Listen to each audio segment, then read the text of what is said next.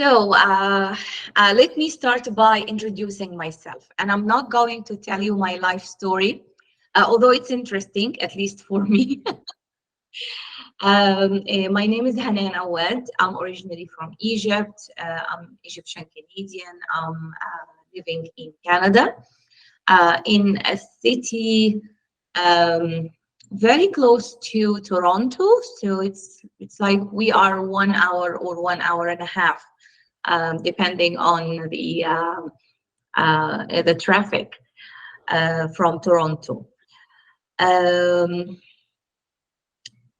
I think I joined Windsor early, very, very early, when it was just an idea, and worked with the team to start establishing the university. Education-wise, I have a bachelor degree in mechanical engineering. I have several master's degrees. You can say that I'm a degree junkie. I love to learn. So I have, of course, my MBA from Liverpool that I got way, way, way back in 2008. And I have 2 master's degrees from University of Waterloo here in Canada. One in planning and one in environmental studies, where I focused on environmental sustainability. Career-wise, oh yeah, and currently I'm doing my DPA, and I'm finalizing it. I'm finishing it. For certifications, again, I have so many certifications, because if you are going to study something and learn something, so why not take the certification? And actually, right now, certifications have a huge weight, especially if you focus on a specific career. So you start educating yourself and affiliating yourself with some big organization in that career or association. So when it comes to project management, of course, I have my PMP. Yes, met everyone. Yes, met everyone.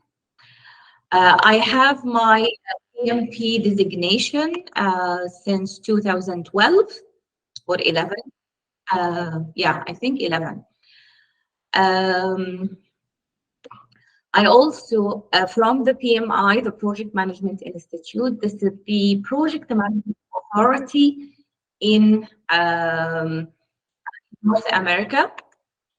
I have also from that institute the certification in risk management and in business analysis.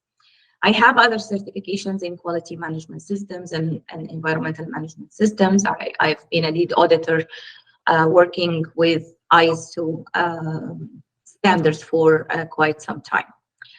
Career-wise, I started as a mechanical engineer working in quality assurance for a few years in manufacturing facilities. Then I moved to consulting, and I believe this was the best thing that happened to me career-wise, because working in consulting, I managed so many projects. I worked with so many industries. That's why, for example, I took the decision to have my MBA before any other certification or education, because I wanted to understand the whole cycle of business. I worked with manufacturing, pharmaceutical companies. I worked with insurance companies. I worked with banks, with governmental agencies, different departments, for example, health department, industry department. What else? Then I moved to Canada, and in Canada, I worked in the governmental sector, I worked in the private sector, and I worked in academia. So I think that I have a very diversified background, which is good because it makes me capable of understanding the dynamics of different industries. And I'm happy that you come from different backgrounds. Please, I encourage you to participate. Um, you don't need to raise your hand unless you think that I didn't notice you or something.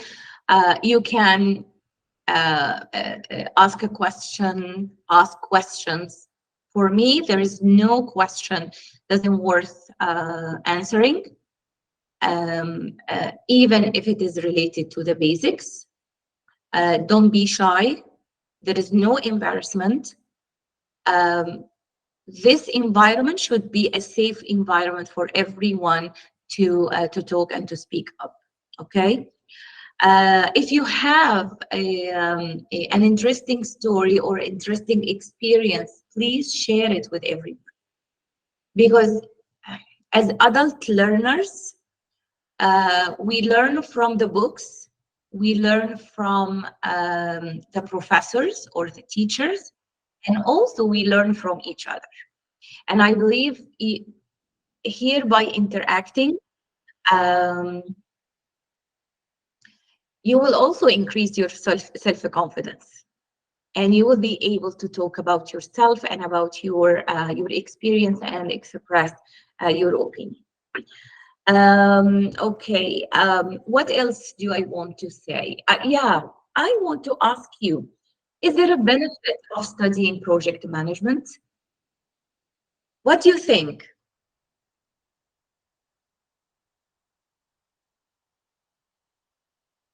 I think that it's very important and crucial for us because nowadays in companies are working with different projects. There is no one company like working something specifically and nothing else. I mean, they can be working in a field, but they have different sponsors, different are running out, new projects are coming, so same staff needs to be very adaptive, transferring from one project to another. Maybe some of them needs to help in some cases or work on multiple projects. So it's very important to manage a project. So if you Yes, know how to manage a project, you can keep the client for longer period and to save money because every time that you need to train staff to do something in a different way because each project have their specifics, each sponsor have their own criteria and own requirements. rules and softwares and programs. So this saving money and of course losing projects means losing money and in the end reducing staff if you don't win another project. One Yep. companies don't hire people for having people; they hire people for the current needs. So if they lose a lot of projects, they will not have such diversity needs, so they will need to reduce their staff, which is bad because they have been investing in these people with years. Yes. Well, you have touched so many important points. One of the points that I want to emphasize is that project management is actually becoming a universal skill that if you have it, no matter which industry you work in or what job title you hold, you will use these skills. It's not one skill, it's a consortium of skills that you will need. For this for this course, we will use this book. It's a very good book. Actually, um, it's a high level in the meaning that it links project management to the larger business context. It has lots and lots of case studies and scenarios. So I really encourage you to do your readings and read the case studies and the examples given in the book. And of course, you can reflect on your own experience.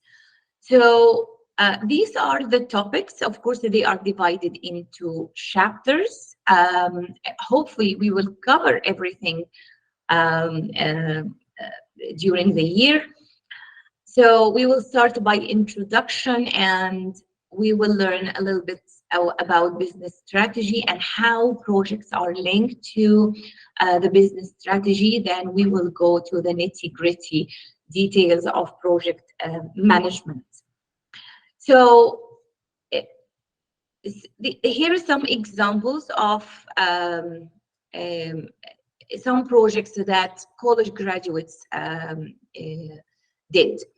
And I want you to see the highlighted words here: business information, physical education, marketing, industrial engineering, chemistry, management, pre-med neurology, sport communication, systems engineers, accounting, public health, English.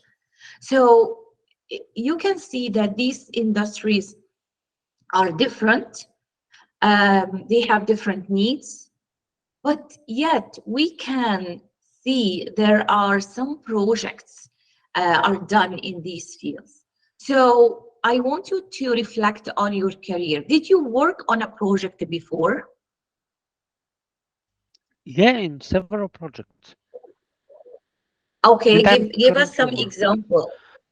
I'm working in a pharma industry company, so my project was post-marketing. In this post-marketing, it's clinical trials, fourth phase, and each project was different sponsor and different medications.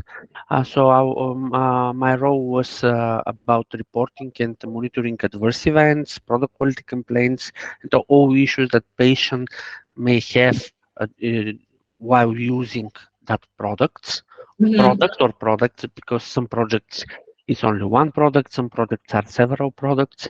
And I've been working also in one project for over 3 years that was over 200 products.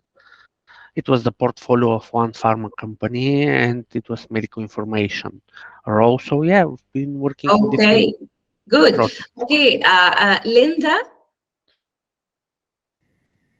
did you work with projects before? Thank you so much. Yes, I've worked with the project before. I worked with a project called Communication for Health Communities. It was implemented by an organization called Family Health International, FHI 360. And this project was focused on sensitizing different communities in Uganda about health. In this project, it was a 5-year project, and I worked as the regional finance and administrative officer. Okay, another question. What was your job title when you were working at that project? The regional finance and administrative officer. Okay, so I was charged your with title was not a project manager, right? no. Yes. Yes. Okay. So that's my point. You might find yourself working in a project, but you don't have a formal title like project coordinator or project manager. Also, in some cases, you might be a sponsor or one of the stakeholders of a project. So that's why it's very important for us to understand what is a project and how the project is different than other work. So the Project Management Institute define projects as a temporary endeavor undertaking to create a unique product, service, or result. So this tiny definition actually is packed with keywords. One of the keywords is temporary. It's a temporary endeavor.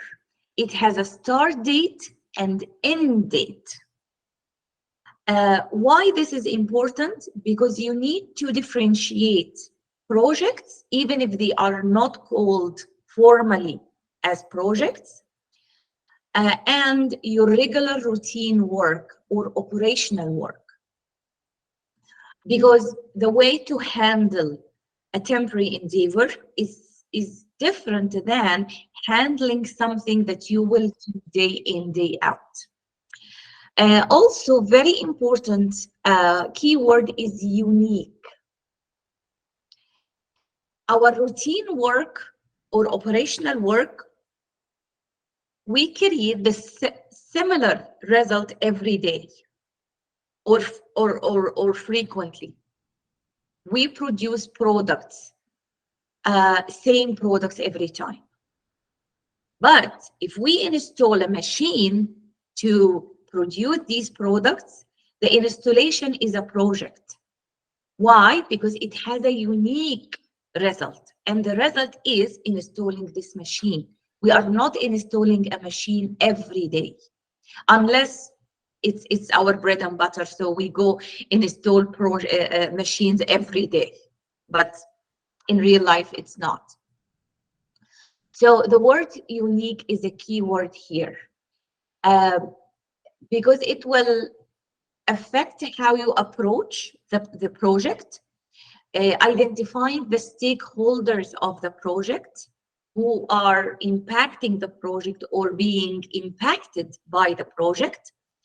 Of course, a temporary, it means that it has a timeline, it has a start date and end date. There is an objective for this project. You might find the project has several departments or professionals involved. And I want you to hear this word, stakeholders, and it has specific constraints. Certain limitations you have for this project. So I want you to think, what limitations could we have for a specific project?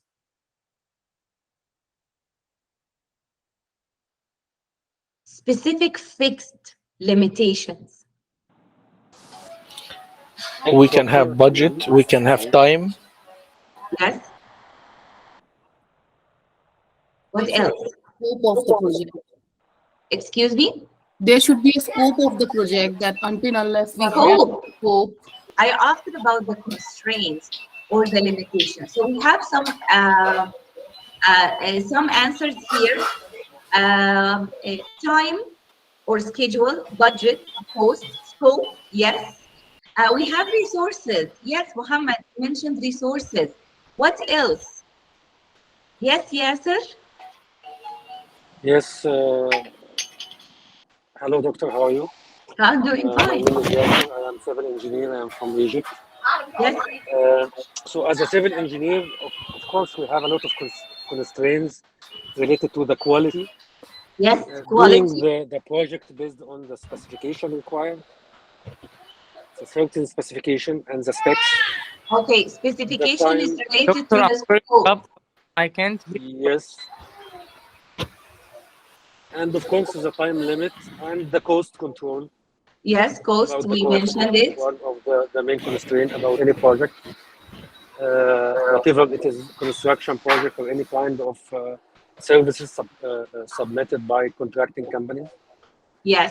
Olena, Uh, the team is you. the resources. Teams is under resources. So right now, from your answers, we have time, budget, scope. Scope includes requirements, includes specifications. It includes the customer demands. Exactly. Yes. Yeah. You mentioned the quality. That's very good. Quality standards that we are adhering to. What else? Resources. Then under resources, we mainly have human resources, but we might have other resources like technical resources or financial resources. And the last one is the risk. I Very, think very important. Yes, Martin? I was wanting to say also we can have geographical barriers as limitations, because if you have team working in different locations, different time zones, this can be also some limitations. Because, for Could be example, under risk. Could be under risks. yeah, Yeah. and So also the knowledge and experience of the staff, because this also can make some limitations, but this may be also under source. Yes, it could Doctor, be. Yes, Dr. Hanan, yes. well, I think someone has. Adam, I cannot hear you well. Yeah. Your voice is cracking. There's a big noise in the background. I cannot hear you. Yes, would you please switch off your audio?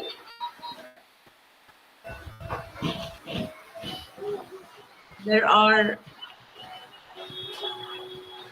Okay, Muhammad Ibrahim, I think the noise is coming from your side.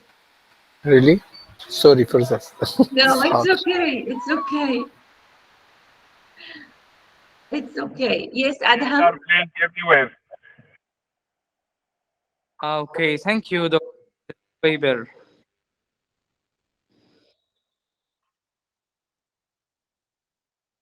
Okay. Adham, you are muted. So are you asking a question or? No, no, doctor. I didn't hear you well, and now it's okay. Thank you so Oh, much. okay. Okay. It's because of the noise. Yes. Yeah. Yes. Thank you so much, doctor. Yes, you are welcome. So we can see what are the characteristics of a project. We said it's temporary. It has a start date and end date. It has a certain constraints, and this is also one of the lingo that we use in project management, constraints. And we have three main constraints, which is the project.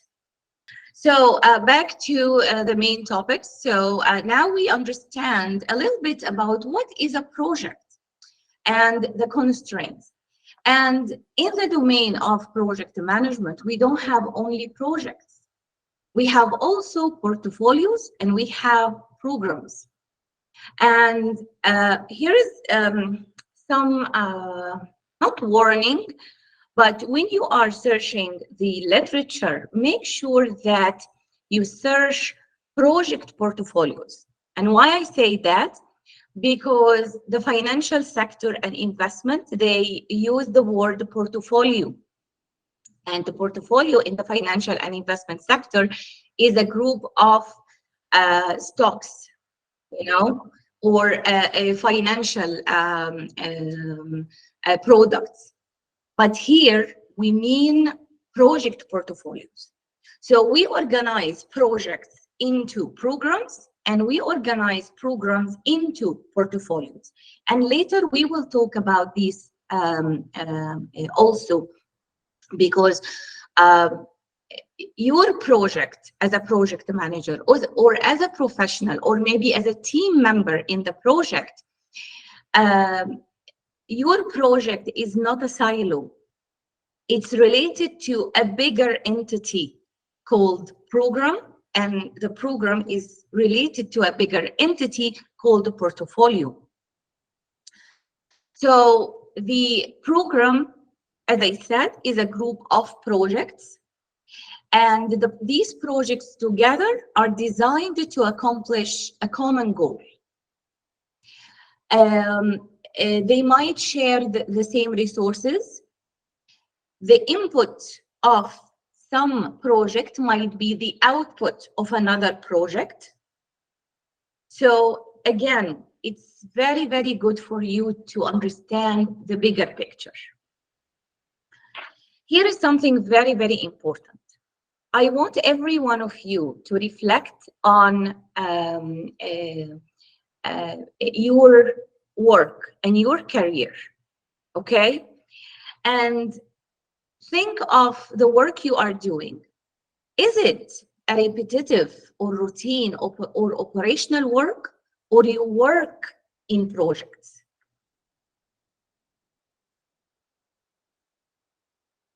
What do you think? So from my experience, Dr. Hanan, I think it's like both of them. Both. So I have like daily work, which is repetitive, and it's based on, I work in logistics, so it's based on the volume, head count, and we have specific start and end time for our process.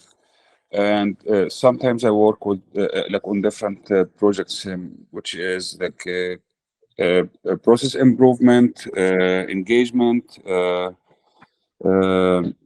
community outreach. So different projects which would as you mentioned, specific start and end time, and also some operation projects which is a daily process. I mean repetitive work every day. So that's why I want you to differentiate in your daily work and even daily life. What is considered a project, even if we don't give it a formal title or name as a project, and the operations. So the operations are the ongoing tasks that you do. They are repetitive. They follow the same steps, and they create the same result every time. But the project, based on the definition, no, it's temporary, even if it will take long time. So, for example, building the pyramid, it took 20 years, but it still is considered project. Why? Because it has a start time and end time. But for example, producing, we have so many from pharmaceutical background or field. The medications that you are producing every day, this is operations. That's why it's different. The approach is different. Another very important word that we have to understand is project stakeholders. So what do you think what is the meaning of a stakeholder?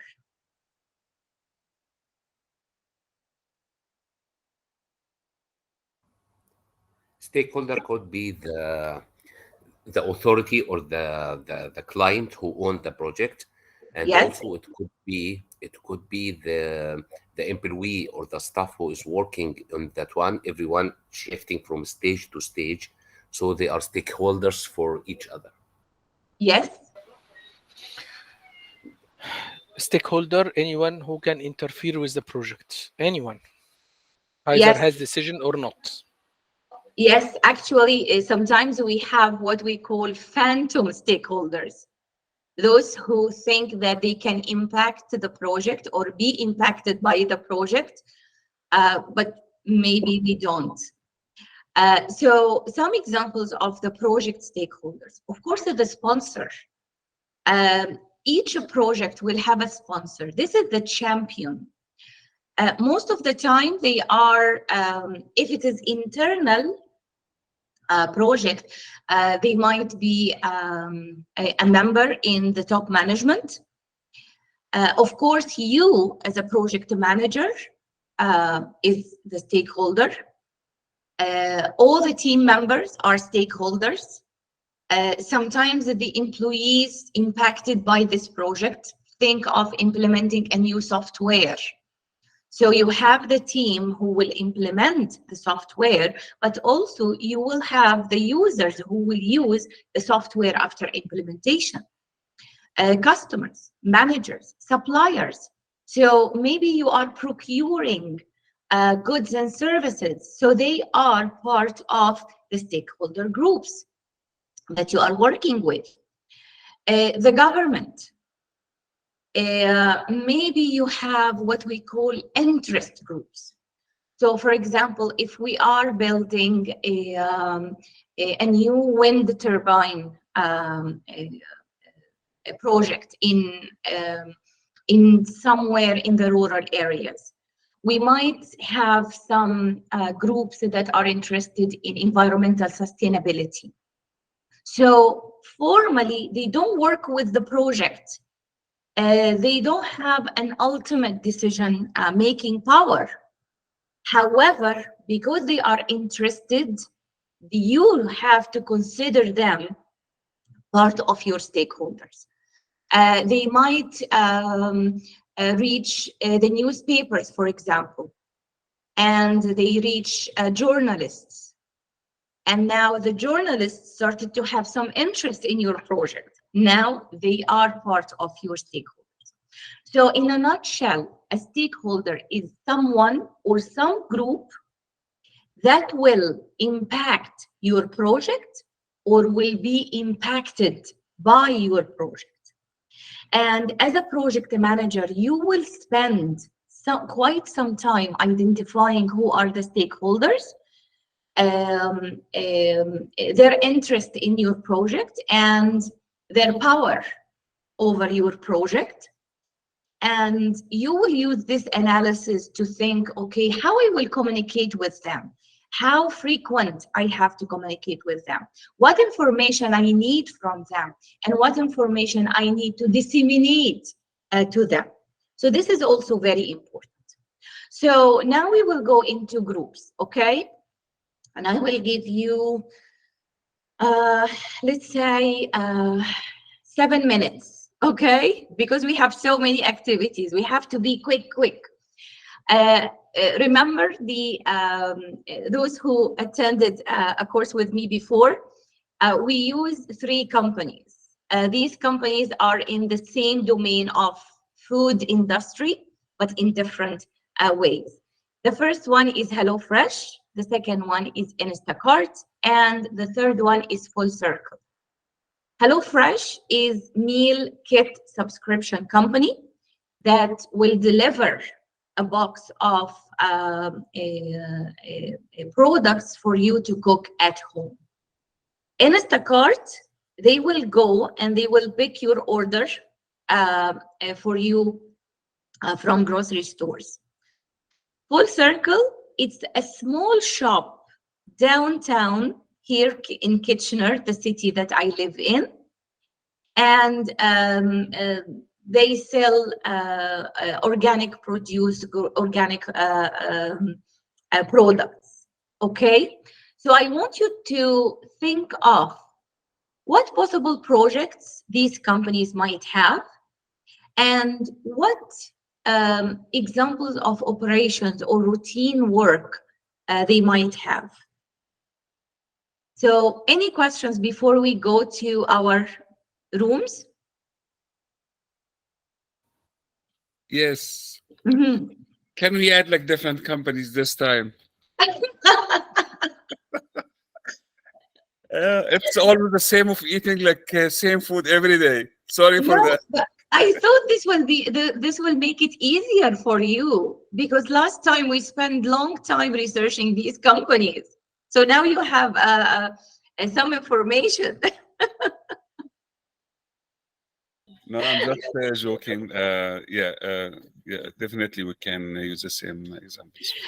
Okay, so those of you who is attending a class with me for the first time, we use a tool here called the Breakout Rooms. So I will divide you into 3 groups. The first group will study HelloFresh, the second group will study Instacart, and the third group will study a Full Circle. Every time you will be scrambled, so you are not working with HelloFresh all the time or Full Circle all the time, okay? So in your small group, breakout in the breakout room, discuss and give me 3 examples of projects versus operations for this company. Yes, Layazat? Professor, could you please update us with the links for these companies to look through again? Oh, the links. Okay. Just a second. Or if you have like short summary about the business of each one, so that we can No, just keep it in mind. I didn't prepare a short summary. Some of you will have some information. So here is the link for HelloFresh.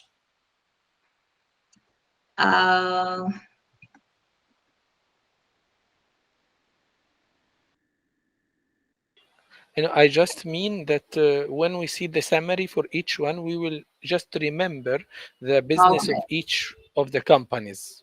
Okay, So I'll this tell will you make what. it easy for I us. will, yeah, I will prepare something like this, and I will send it to you for the 3 companies so you can use it over and over. Okay, so for this time's sake, let's see what we have here, what information you can get quickly from their websites, and think, use your common sense to think of what possible projects these companies might have and what are the operations or the routine work that they do day in, day out. Okay? So I will divide you into the breakout rooms now. And I'll have only 3 rooms right now. And I will give you 7 minutes to start.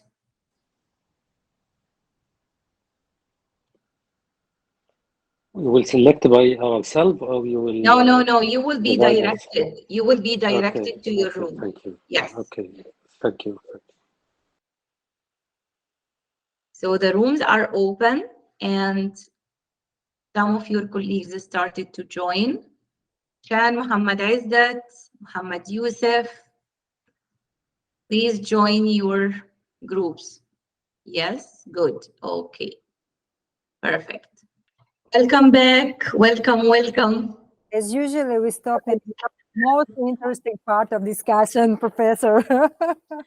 I know. Yes. You are always like this. I Quickly. think next time. Yes. Give us some time. But we can well, play. There was a timer, and we can see some notifications, like in the last 30 seconds, everything was. Yeah, the time element is very small, Professor. Yes. And actually, there is a law. I don't remember it is, but it said that work will expand to the allocated time. So if I will give you 10 minutes, you will say this is short. If I will give you 20 minutes, you will still say it's short. Yes.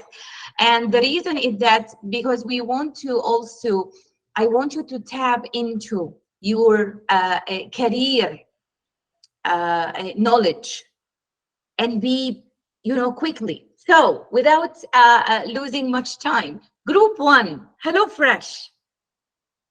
Give us 3 examples of each. So, Professor, I think just like what you said, we are actually on trying to really understand. Like some of us that are witnessing the Hello Fresh for the first time, we are trying to really know the operation of the Fresh as to enable us now differentiate between the operations and the project. Because of the time limit, we are trying to really put heads together. But I think, as for me in person, I know my colleagues must have others to say. I'm yet to really understand the full operation of the HelloFresh, if they do by contract or they do the planting, the extraction, and then deliver their product. So maybe my colleagues can expand more. Okay, so we have here Muhammad Ibrahim says, HelloFresh business model is to prepare the ingredients needed for a meal and deliver them to customers who must then cook the meal using recipe cards. Professor Hanan, I got it from Wikipedia, just because we wanted to understand what it is doing. So from understanding the business, we wanted to think about the normal process. So normal process or normal operation with to prepare the food and to deliver it to someone. So preparing the food, or not preparing it is, yes, and delivering it to the customers. Yes, and collecting the money. Yes, customer service. Yes. So these are some examples of operations they have. Yes. So think of projects. What could be some projects?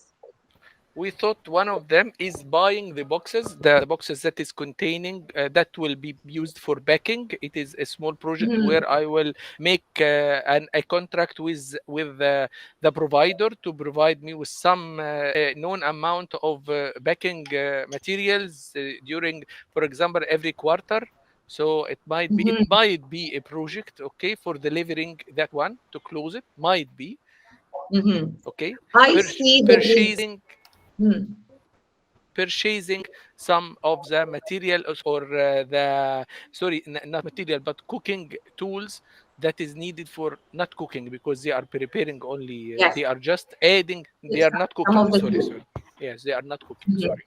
Yeah. Well, actually, what you said is very good. Yes. Okay. We have here another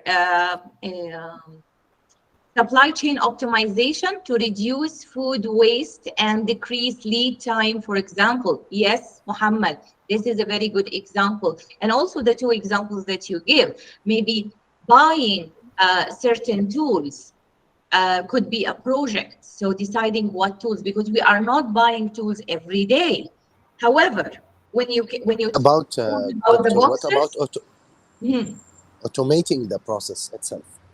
Yes. Implementing a software to automate the process. It's Yes. a one time, and you Yes. can do it. And you can consider it as a project. Yes, right? it is a project. Yes. Right. Yes. It is a project.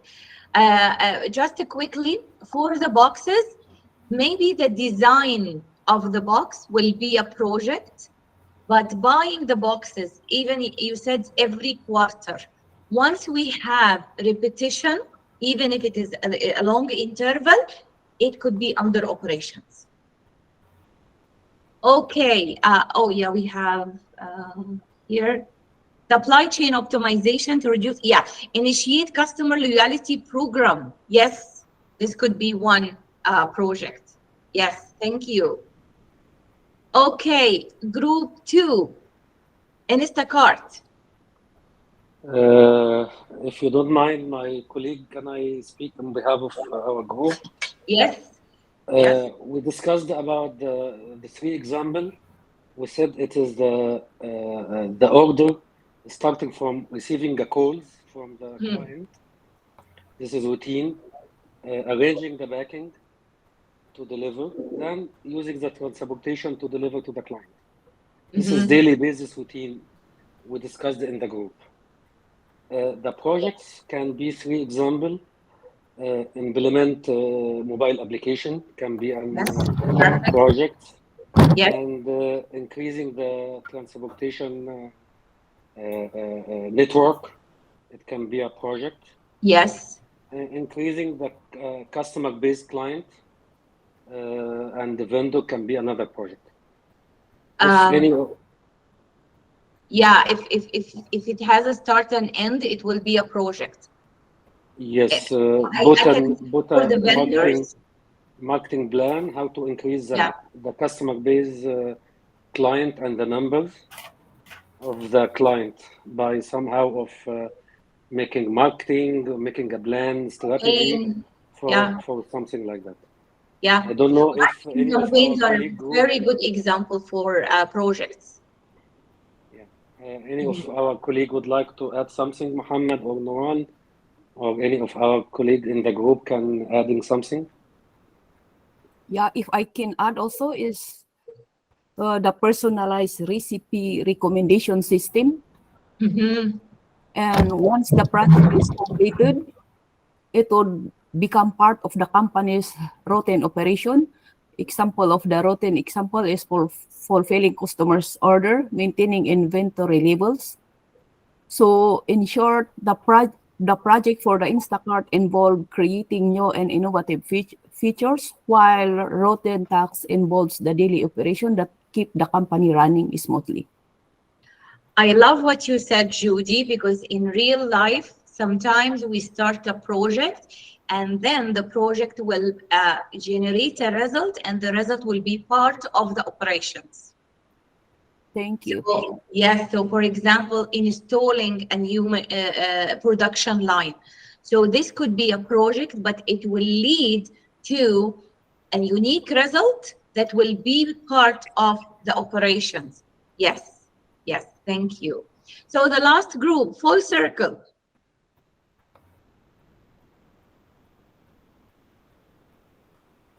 Okay, I guess I will start. Can you hear me clearly? Yes. Okay, for the full circle, we had a really nice discussion, and my colleagues introduced some interesting perspectives. For the daily work, we were talking about the usual selling, the sales process, the inventory checking, okay, Yes. and follow up with the vendors. Mm-hmm. Okay, for the projects, we were saying about opening a new branch. Oh, It's yes. a big project. This is it's like the ultimate project. Okay, Mm-hmm. and also researching regarding introducing new products to the market.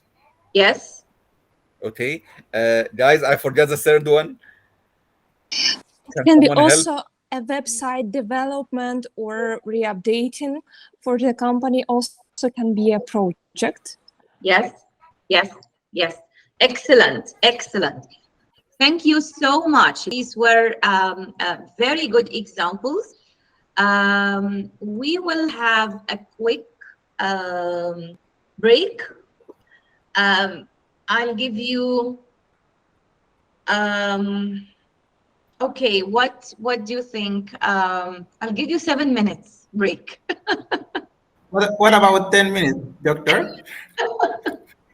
Okay, 10 minutes break. Okay, have your water. Have Oh, everything. thank you. Yes, okay. So we will regroup at 11:08. Is it the same link or? Yes, same link. Don't leave the, don't leave. Just mute yourself and go do your, your refreshing, and we will meet at 11:08. I think increasing the breakout rooms times should be considered as a project for us. It depends on the activity. It depends on the activity. Welcome back. Are you back or still refreshing? We are here. I'm back. Perfect. Perfect. Welcome back. Welcome back. So now we understood what is a project and what's the main differences between a project and operations or our routine work. So we said the project has a start and an end dates. Within the time from the start date to the end date, the project goes into different phases. Okay? These are the main phases that a project will go through. We start by defining the project. What is the project? In other literature, you might find they use another word, initiating the project. So, for example, I'm the CEO of HelloFresh, and I will go to the marketing department and I say, you know what, I have received a comment that our website is not user-friendly. Do we need to update our website? So now I'm starting to think of something for improving or something for enhancing the work or something like this. I'm just initiating. So the marketing department will take this input and they will go and they will study. Do we need to update our website? What are the goals? What do we need to do? And maybe we decide, yes, we need to update our website. Then we will go into the planning phase. Let's plan for this project. How long will it take? What are the resources available? What's the scope of the project? Yes, Martin? Yeah, maybe we can make some surveys with the clients and see what are their expectations, like what are the pros and cons about current website, what they find difficult, maybe they can have some recommendations. Yes. Maybe they can struggle with paying with card and they prefer to pay cash or during the delivery, or maybe the process of ordering is too complicated. They need to fill too many blanks or whatever. Yes. So And we you can know make what we call this in project management lingo? Requirement soliciting. We are collecting the requirements, and based on the requirements and other things, we will go into phase 2, which is the planning. So we set the schedules, we discuss the budget, we determine how much this project will cost us, what resources do we have. So maybe, for example, the company doesn't have a web developer. Are we going to hire a web developer for this, or are we going to outsource this? What are the risks associated with this project? Once we have completed the planning phase and we have the project management plan, and actually the project management plan is a document that includes the sub-documents. So within the project management plan, we will find a document describing the scope, another document describing or identifying the budget, or the schedule, or the resource management plan, or the quality management plan, or the communication management plan. So once we have the plans, or the plan that includes different plans, we will start executing. So now we have the tasks. Who will do what? When we will do these tasks? So we execute it. And then we close the project. And we call these phases the project life cycle. And these are some of the general terms that you can apply to any project, any size, any scope, big or small.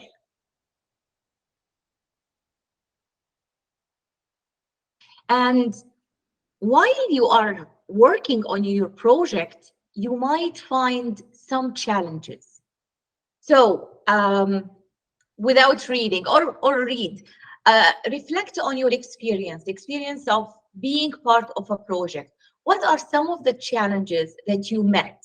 Whether you were part of the team or you were managing this project. What's some of the challenges that you have met?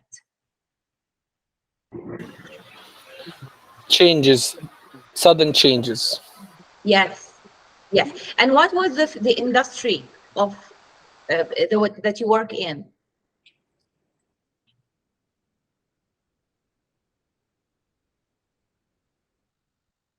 Muhammad, you did not hear me?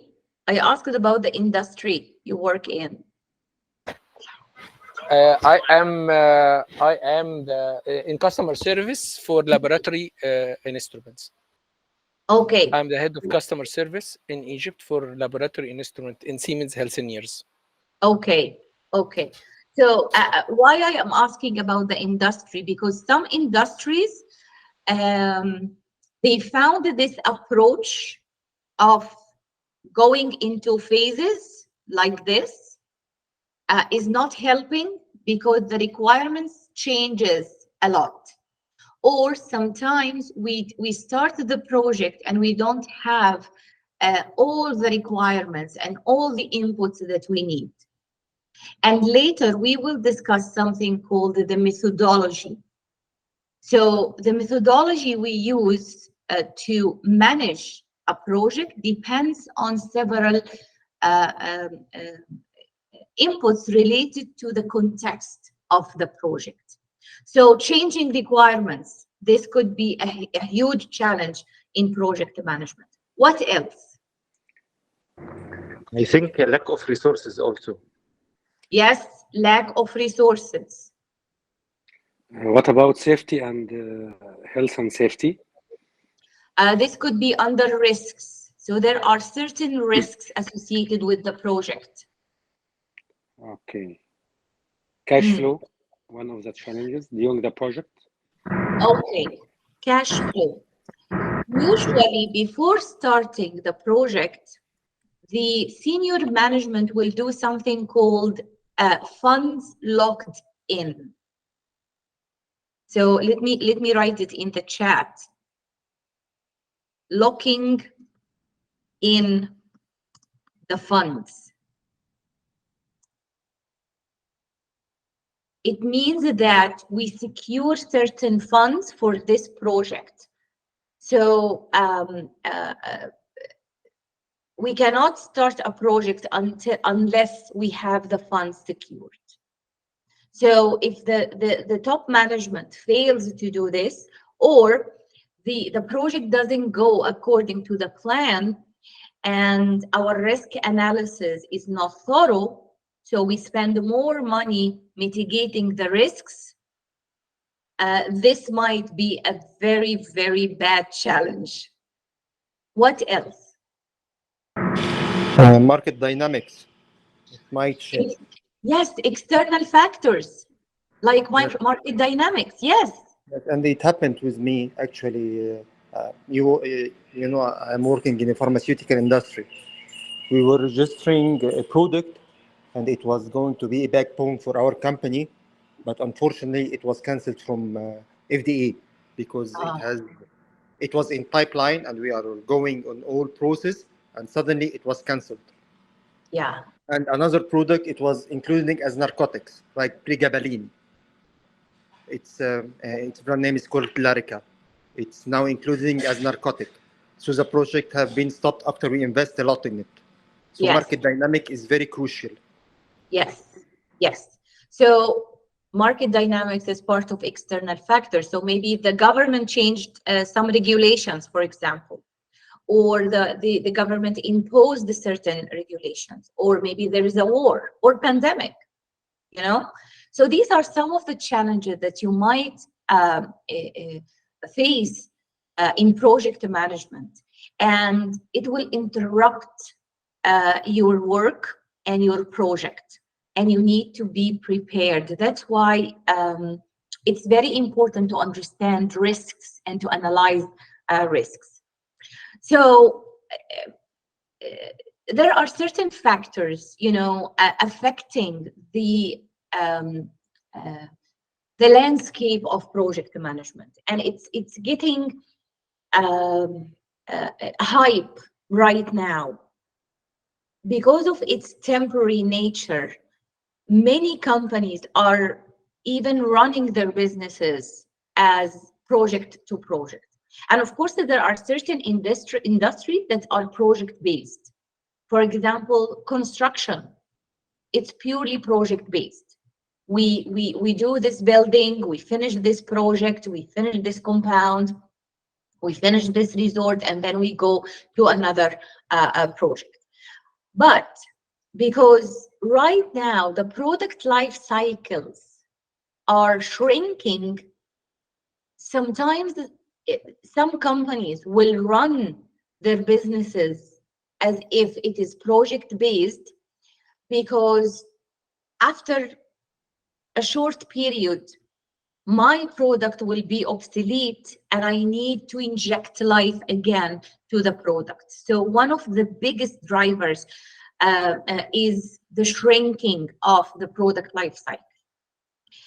Also the knowledge that we are gaining, you know, I'm doing my analysis on a certain specific area in project management, and I have some notification, and every day I receive tons of new researches and new papers and new things. Oh my God, this is too much. Also, right now, people are talking about sustainability and how we are keen not only to look at the profit or the bottom line. Now we are talking about the triple bottom line. How my project will, or even the business, will impact the planet. How it will impact my people, my employees, my internal stakeholders.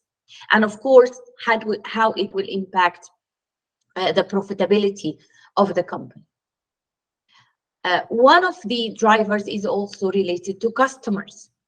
Customers are very, very educated right now. They will do severe, thorough analysis before buying anything. Think of TripAdvisor, for example. Who uses TripAdvisor? Me. Yeah, so many of us, before going and visiting any place or organizing a trip, even if it is local, we will go and check this place and we will see what is the experience of other customers. That's why some companies now, they buy testimonials. Because, okay, I want to show that my resort is high resort and attract more customers. So customers and customer dynamics are changing. Also, sometimes the size of the project might impact the business. And here also, I don't want only to focus on small projects, but even big projects with the other drivers are imposing some challenges. So that's why one size doesn't fit all. There is no one way to run our projects or to manage our projects, and we have different methodologies. So these are some examples of the methodologies. But when it comes to methodologies, we have what we call predictive and adaptive.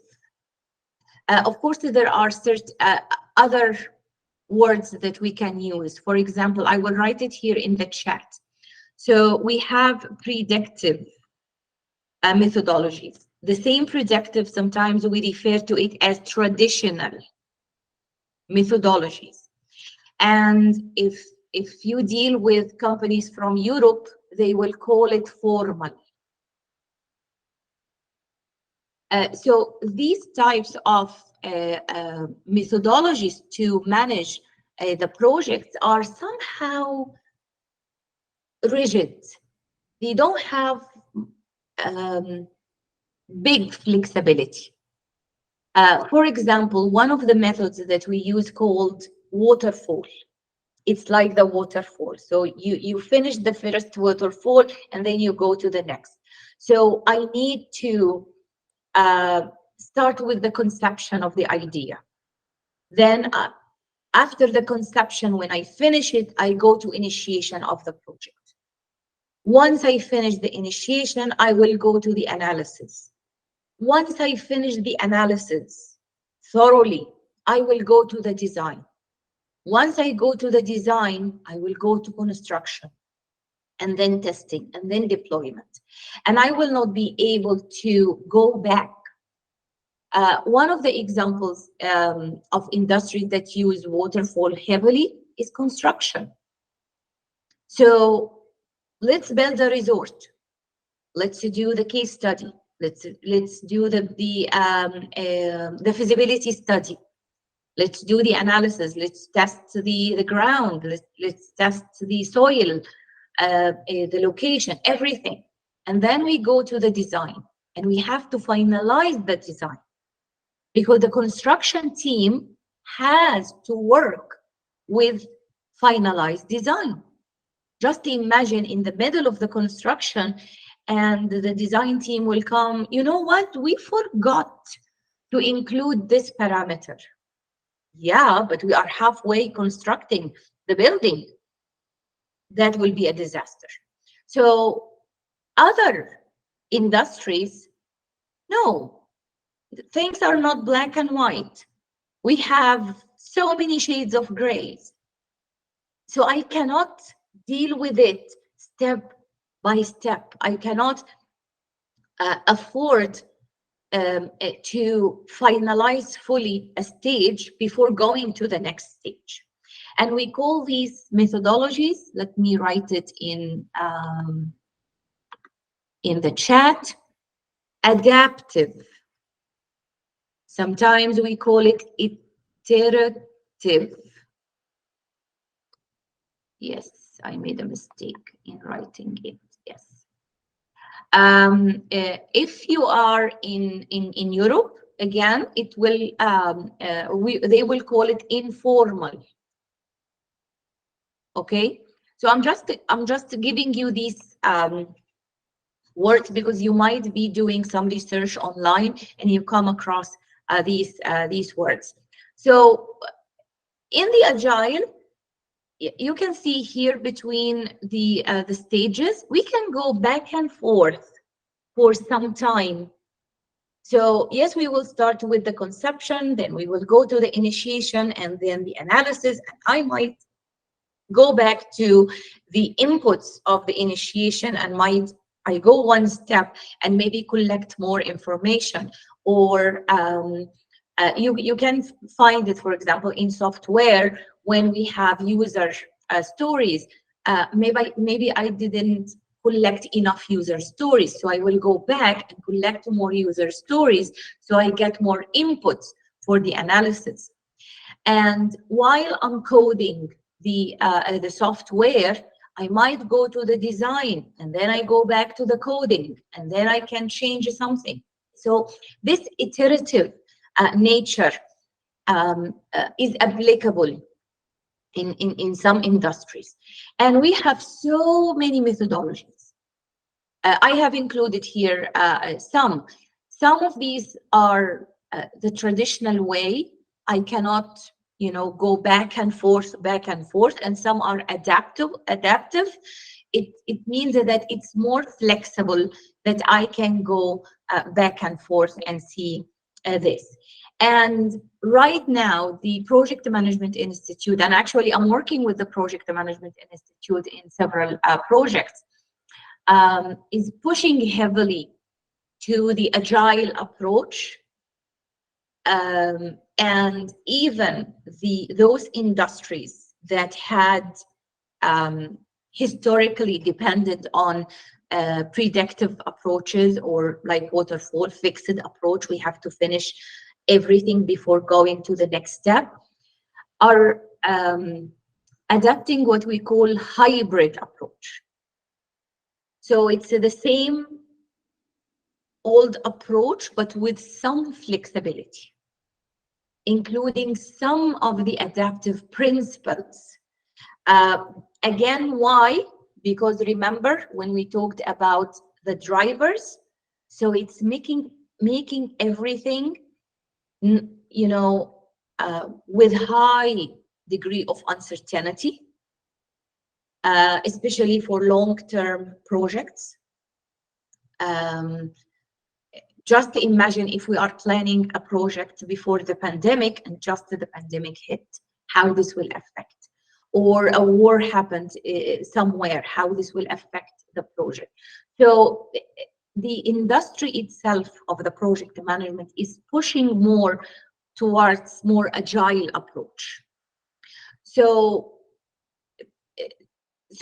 here we can go back and forth, fix something, collect more information. And to do this, we need to divide the work on smaller increments. And our processes will be designed to have some iterative approach. Yes, I can go back. I can change something. And we call this rolling waves. And those of you, especially who works in IT, they are so familiar with this, that we manage the project not as rigid as here, phases. No, we have rolling waves. So we finish the first iteration. Within this iteration, we can go back and forth, have our meetings, have our discussions, introduce something new, change the requirements a little bit. And once we finish this iteration, we can go to the next iteration and the next iteration and the next iteration and so on. This approach is very good in certain industries, but not all industries can, afford to have this approach. So again, when we are talking about the new trends in project management, back in the day, project management was a science. We follow certain rigid parameters. The people dimension was not as big. So right now, for example, when we are teaching project management, we teach leadership. And actually, I have a presentation on the PMI, Project Management Institute, about reflective leadership. So as a project manager, you are actually a leader because you manage the process, but you lead people. So it's a mixture between science and art. Yes, you have to learn the concepts. You have to learn the discipline. You have to focus on the logical approach and the phases, you know, the tools that you will use, which software we will use for project management. But also the art. This is the social dimension of this. How can I make my team work together? How can I lead my team? How can I motivate my team? What is the best way to communicate with this group? What is the best way to communicate with other groups? So it's both dimensions, you know, science and art.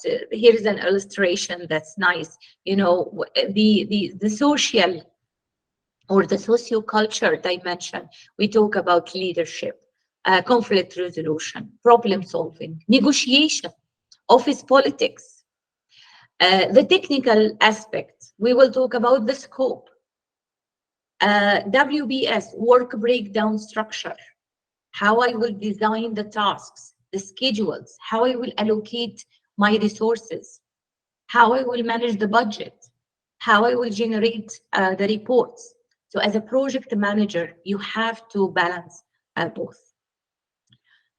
So any questions so far? Any question? Yes, Professor. Yeah. Isn't the agile method will be most costly, returning back steps every time? No, actually, no. Sometimes the waterfall is more costly because suppose you made a mistake in the design and the construction team started to execute your design that had some error or mistake. So you go back and you fix it and it will be costly. It depends on the industry, Muhammad. You cannot use agile in all industries. You might use a hybrid approach, a mix between two methodologies. So some industries, for example, if we are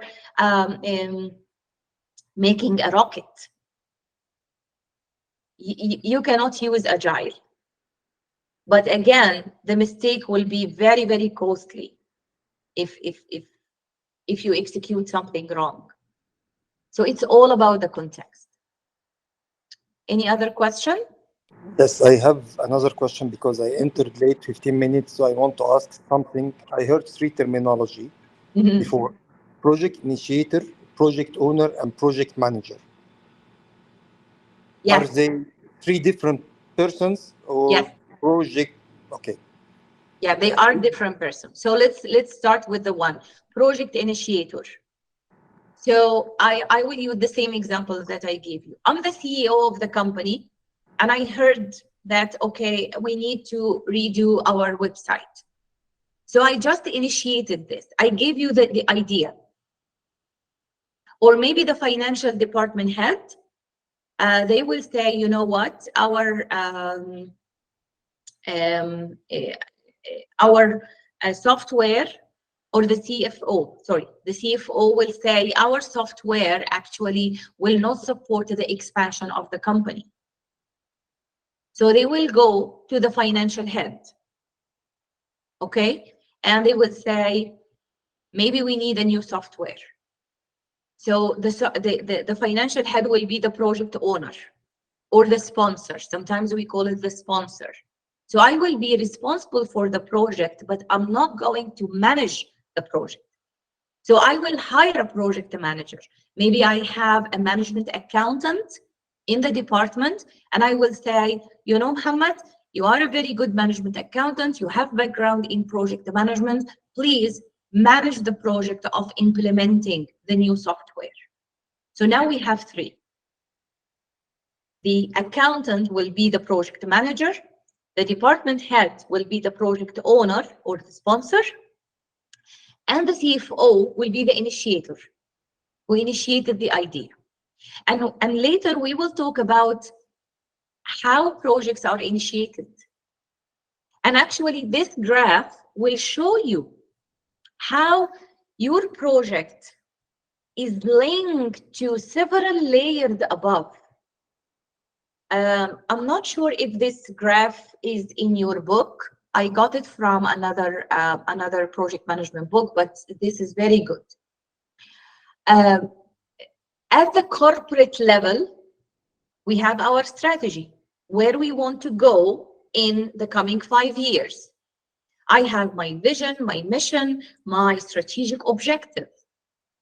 I have my corporate social responsibility strategy. You know, in the coming few years, I want to be more involved in the community. I want to decrease our footprint. We want to be more sustainable. So we have our social responsibility strategy. Also, the top management will decide how much risk can I take.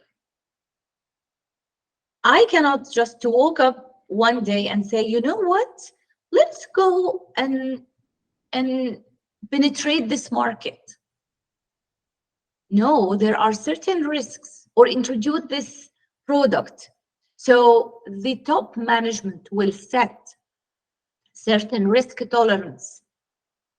And this all will be part of the corporate governance, how we will govern the whole corporate. The strategy will include certain strategic objectives. Each of these strategic objectives might be a portfolio. For example, I want to increase the profitability of the company or the profit of the company. How can I do it? I can increase the cost, and I can, decrease the cost, increase the sales, or increase the productivity. So these could be 3 different projects together will help, programs together will help in increasing the company profitability. So we organize, based on the strategic objectives, different portfolios. And each of these portfolios serve a strategic objective. Inside the portfolio, we have different programs. These programs, for example, I might have a program for the IT, a program for introducing lean practices in my inventory, in my manufacturing, or just in time, or something like this. So each portfolio will have different programs, and each program will have different projects. And you can see here from the graph how your projects at the lower level are linked to the higher level or the strategy. So this is very important for you because you are studying MBA. You are not working per se as a project manager, but you are part of the business. You are part of the organization. So you can find out where you fit in the organization, how I am contributing to the strategic objective of the company. So that's why, for example, how many of you have read the strategy of the company? Raise your hand if you are aware of the strategic plan of your company. Yes, Muhammad Abu Laila. Who else? Because I am one that responsible for the strategy, so I know. Okay, so okay, so you have to. Well, even if you are not part of the strategic planning, Martin, yes, you are part of this or have read this? I have read it. I'm not part Yes. of it. Yes. I have a leader role, but I'm not part of the strategic of the company. My leader role is into the project. Yes. Yes. I like this. And for all of you, go and read the strategic plan of your companies if you have access to it. Or try to understand the strategic objectives of your company. In the coming 5 years, where my company wants to be and where I can fit in this. Whether you are part of a project or you are part of the operations, you still have a role to support the strategy and the strategic objectives of your company. So, any question? Yes, Yes. Dr. Hanan, before you go like further, I think I missed like a very important part of your presentation, which is the project management, I think, styles, because you mentioned something about adaptive. I can't see this like in your presentation. I downloaded like both lectures, but I cannot see this part. Okay, yes, I think the presentation that I'm using, the presentation I posted, these are the presentation that we get from the book publisher. But sometimes the presentation I'm using, I add certain things and I spruce it a little bit. So I was talking about the methodology. So in the project management lingo, it's called project management methodology. So it has the approach to how we will manage projects. And I differentiated between two types of methodologies, the adaptive and the predictive. So the predictive, and I also mentioned in the chat box other names, so you will not be confused when you read it elsewhere. The predictive approach, it means that I have to finish a phase before I go to the next one. I cannot go back and forth between phases. But the adaptive, it has more flexibility. And this flexibility is suitable to certain fields or certain industries. Mostly the IT industry, because I can write the code and I can change the code. However, if I am building a roof with cement and I discovered something wrong with it, I have to destroy it and redo it again. So that's why we have these two types of methodologies. And I also here, for example, these are the 9 popular methodologies. Some of them are related to the agile, and some of them are related to, the predictive, and some of them are related to adaptive.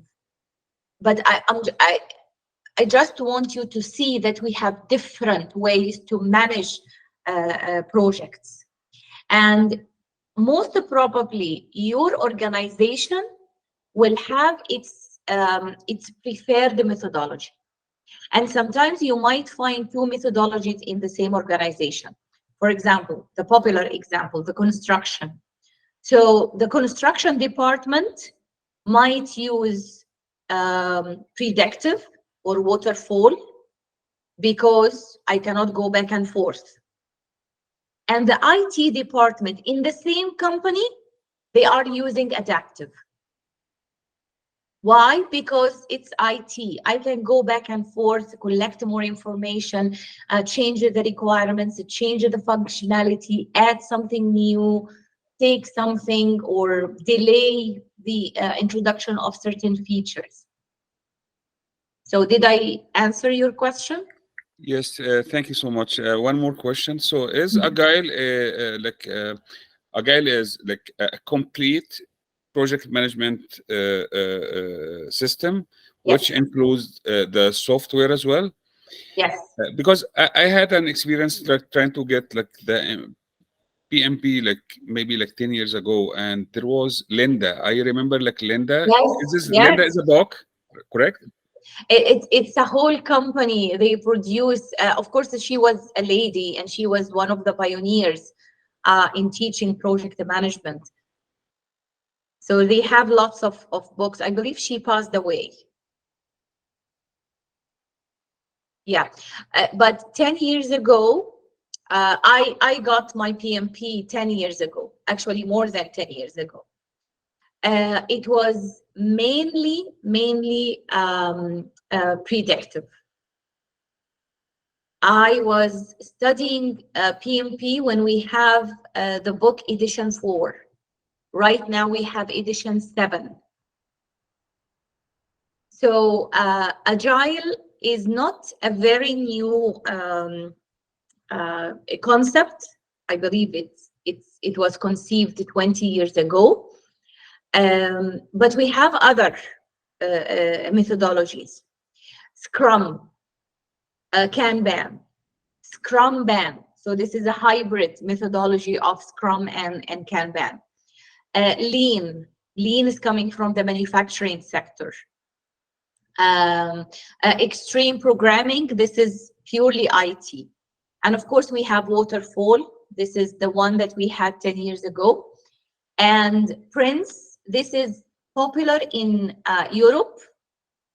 And again, it's one of the predictive approaches. So the less flexible approaches. And of course, we have the PMI methodology that, again, it's a hybrid. So it has a little bit more flexibility. So, you know, don't get caught of these terms right now. Maybe do some investigation in your company and go ask certain departments, what methodology do you use to manage the projects? So you might sense what type of methodologies is implemented in your company. And perhaps you will find a department implementing certain methodology and another department implementing a different methodology. And usually companies, they don't apply a methodology, you know, 100% based on the textbook, because there are some changes, you know. That's why, okay, I don't want to introduce very heavy stuff. We call project management maturity. And actually, I'm working with the PMI on a certain project where we go back to this maturity. So where is your organization when it comes to project management maturity? So maybe you are at the level of just using some words or some lingo or terminology from the field. Maybe after a while you will have defined processes that will look like a methodology. Later, maybe you will say, okay, you know what? We need to learn more about agile project management and we need to implement it. So now you have a methodology. The next step, I believe, was benchmarking. So you will start comparing your practices to your competitors, for example, or the best practice in the market. Later, you will go into continuous improvement. How can I improve my approach? What other tools that will help me in doing this? So again, each one of you is in a different industry. Go and find what specific approach your company has or implement. Okay? And read your material. So any other question? Yes, Professor, Yes. I just need Yes. okay. Go with Yes, Muhammad? Yes, Dr. Hanan. So I feel sometimes it's kind of hard in like, you know, the multinational organizations or like global organizations. I don't know if this is a privacy issue or like security, safety. They manage to keep their teams in a specific level of information access. Yes. So the company I work for right now, they have like hundreds of projects, but I cannot recall that at any point I understood what kind of project management or what method, what methodology they are using to run their projects. I know they might have their like own project management system. Yes. But I mean, for the ones you mentioned in your presentation, I don't recall that at any point they mentioned any like project management system we are using. Well, most probably they are using a system. Sometimes the company is so big and they have the resources to create their own methodology. But you will find that the methodology is somehow similar to some of these. So for example, if you have an IT department in your company, you might find that they are using Scrum or Scrum Band. Scrum, you might hear Scrum Master. This is someone who is managing the Scrum, and the Scrum is like iterative. So let's work on certain functionalities for 2 weeks. So this is Scrum 1. So it's like the rolling wave, something similar to the rolling wave. And we have our meetings, and we have the product manager who is working with the Scrum manager, and we have the team, and we have daily stand-up meetings, for example. Kanban, let me show you some example of Kanban or Kanban boards. So, by the way, they call it startup meeting right now instead of stand-up.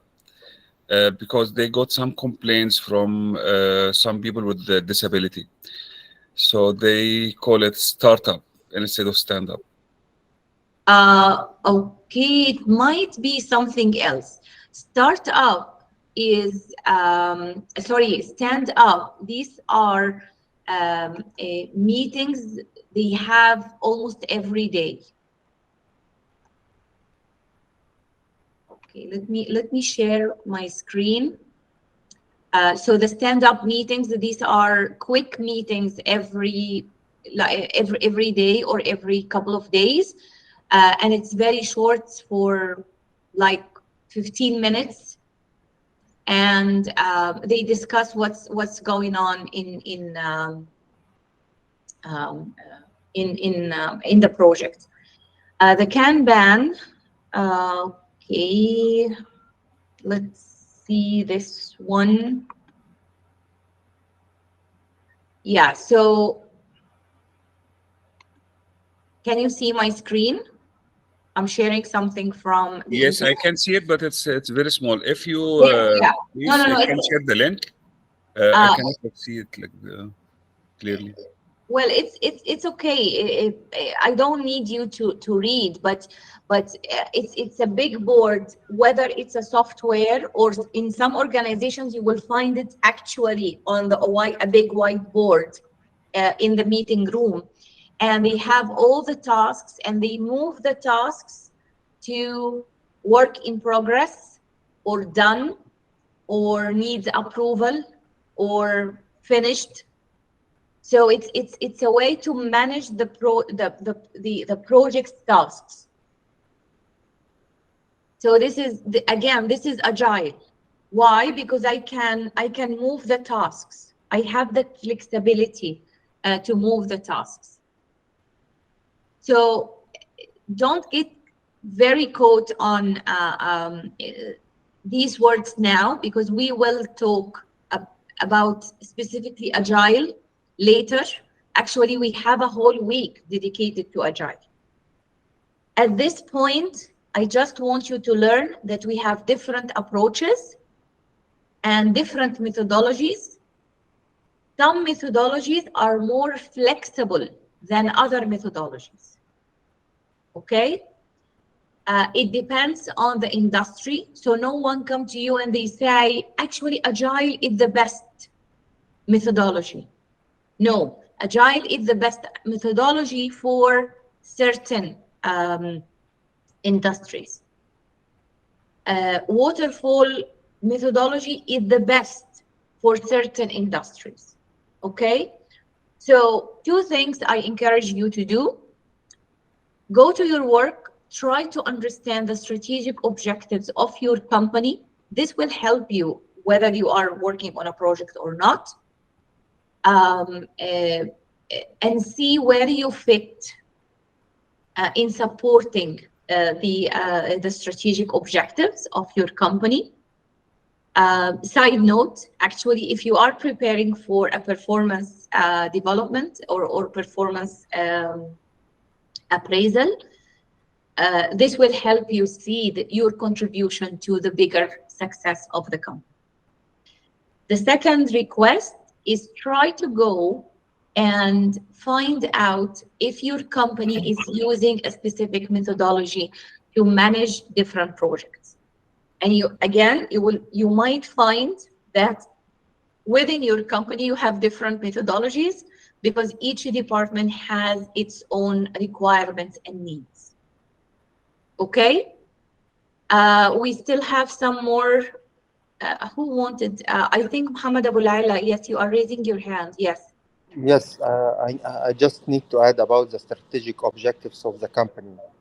Most of the companies share their strategic objectives with their employees to align the company objectives with the employees' objective and say them why and how to achieve these objectives. Yes. Only what is confidential is the tactics and what each department will do. So the strategic objective must be shared and must be aligned with the employees to achieve it, because employees are achieving the objective, not the senior management. Yes.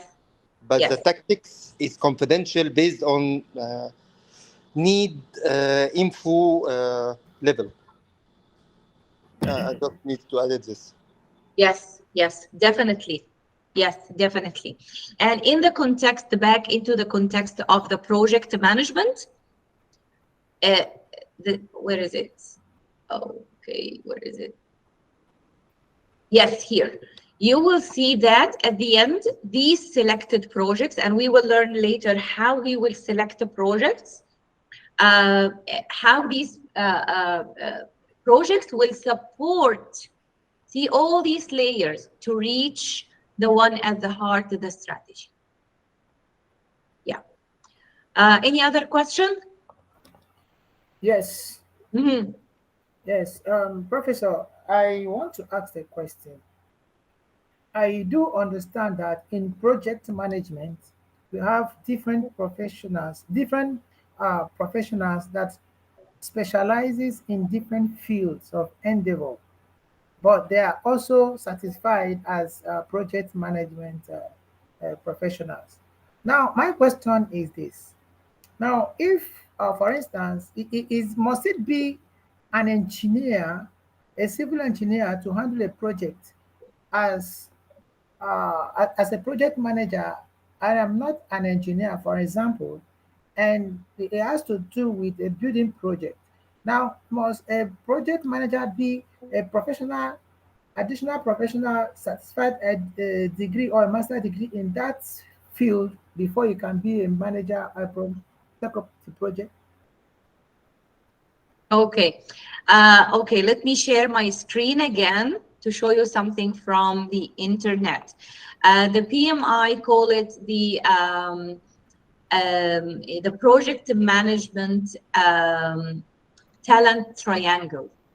So to be a very good project manager, see this, the three. Can you see this? Oh, no. Yes. Yeah. So this triangle. So to be a very a good project manager, you need, of course, leadership skills, right? And also you need strategic and business management skills. So these are skills related to the industry you are in. And then you need technical project management. You need to understand how to manage projects. So for example, if in construction company, do I have to be from civil engineering background to manage projects? Again, if you are from civil engineering background, it will help because you will have higher business skills than someone who never studied civil engineering. However, I have a relative and he owns a construction company. It's a big construction company. And actually, he never studied civil engineering or construction management or construction project management or anything like this. But he knows the basic knowledge, and he has acquired from experience the basic skills in this area. On the other hand, he has very, very high leadership skills, and he has very, very high technical project management skills. The dilemma here is in recruitment. So part of your work as a project manager in a certain field is to solicit requirements from the stakeholders, from the customers. Maybe you have some technical documents. So if you don't know how to read the technical documents, if you don't know how to decide which requirements are needed, you might find it difficult. So again, it's a balance. If you can prove that you don't need to study civil engineering for 5 years to manage a construction project, good for you. Try to build a resume, a strong resume around this. And maybe you can get a certification, a small certification in construction management. And actually there are certain certifications, and even in the PMI, they have a specific certification for construction management. So you can bridge the gap when presenting yourself to recruiters. Did I answer your question? Yes. Okay, yes. That's not a definite yes.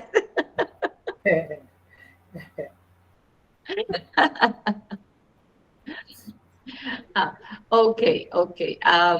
We can discuss it. Maybe you can send me an email and I can see exactly what you mean, or resume, and maybe find the gaps in your resume.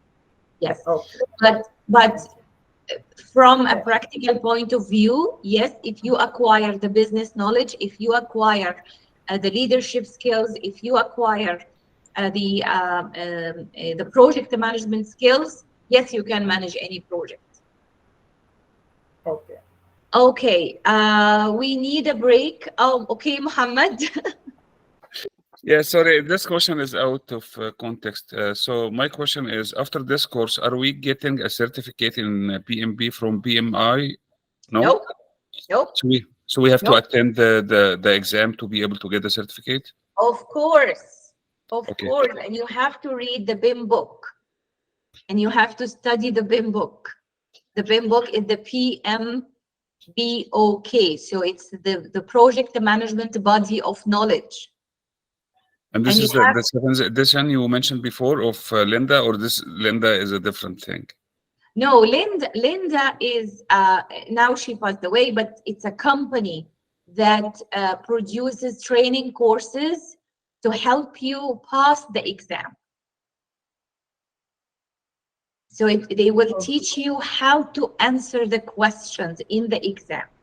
And the exam, I believe it's, I'm not sure if it's 3 or 4 hours. At my time, it was 4 hours. My later certifications, there were 3 hours. So I think they made it less.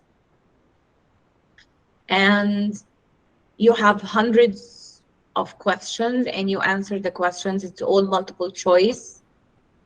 And it's all based on their book. And you have to be a member at the PMI. I'm already a member, like since the first time I tried to get the course, but I never attended the exam. No, you have to write the exam. Sounds good. Thank you so much. Yeah. Okay, so let's have a break, another break for 10 minutes. And I will meet you at 12:17. So 17 after the hour. Okay? Hello. Come back to the main session, please.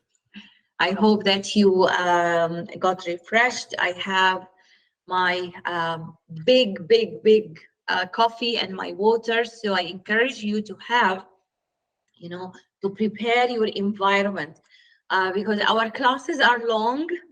But I really encourage you to attend the full class because we will talk about wonderful things and you will get the benefit of attending. So the past 2 hours, we spent the past 2 hours on talking about just an introduction to project management and the some of the important foundational concepts of project management. So I believe during the break, I had some exchange with Muhammad Yusuf about the PMP certification. So I will just spend a couple of minutes talking about this. In North America, we have the Project Management Institute. And the Project Management Institute is the highest authority in project management in North America. In Europe, they have different institutions. Even in Japan, they have different institutions and organizations. So you need to be a member at the Project Management Institute, and you need to write the exam to be PMP, Project Management Professional. There is no other way to get this certification except through this route. You study project management, so we study project management in this course. But again, I don't think that you will be 100% ready for the exam unless you read the books. Also, you might, when you apply for the exam, they will ask you for a 36 hours of education at one of their authorized training centers. Save your money, find a good a course on Udemy, for example, for 36 hours to fulfill the requirements. So it needs you to go to the PMI yourself and dig and see if you even qualify for the exam or not. Yes, Muhammad? Is this like certificate expires? Because I remember I had this like 36 hours. Yes, it expires. Certificate. Okay, so I got this course before, but it expires after a certain amount of time. Okay. Yeah, it expires. Even the certificate itself, if you don't maintain it with continuous educational points, it will expire. So they love you to be on your toes all the time. Maybe in your work, you don't need to be PMP. For example, my son, he's in the career of software engineering. So as a student, oh yeah, so this is something also nice. If you are a student, you can have the CAPM, so it's Associate in Project Management, before the PMP. And even you can pay less money. So maybe as a master student, I'm not 100% sure, you might qualify for this as a student. I think the condition is to be full-time students. So I think you might qualify for this. So instead of paying $170, you will pay $32, something like this. And you will have an exam. It will be some preparation for the bigger exam. They have so many certifications. So I have risk management from them. I have business analysis, and I know some of my colleagues, they are working on other certifications. So go and explore. I invite you to go and explore. So this is the pmi.org, I believe. So go and explore and see and revive your career in project management. So now we will focus more on the strategy of the organization and how it will impact project selection. And one of the things that I worked with was project prioritization. So for example, in my house, I will think, okay, we need a new washing machine. My son will come and say, you know, my laptop is a few years old and it started to act out and I need a laptop. So I will reply, yeah, but again, the washing machine started to act up too. So this is a project to buy the washing machine. And we have another project as a family. So this is the organization to buy a new laptop for my son. So which one we will do? We will select. So we will learn in the coming hour how we do this. So we talked about why we need to understand strategy. We need to learn about the strategy of our organization and how the project will fit in the grand scheme of organizational objectives, strategic objectives. So we need to take a step back and talk a little bit about strategic management. So from your experience, what is strategic management?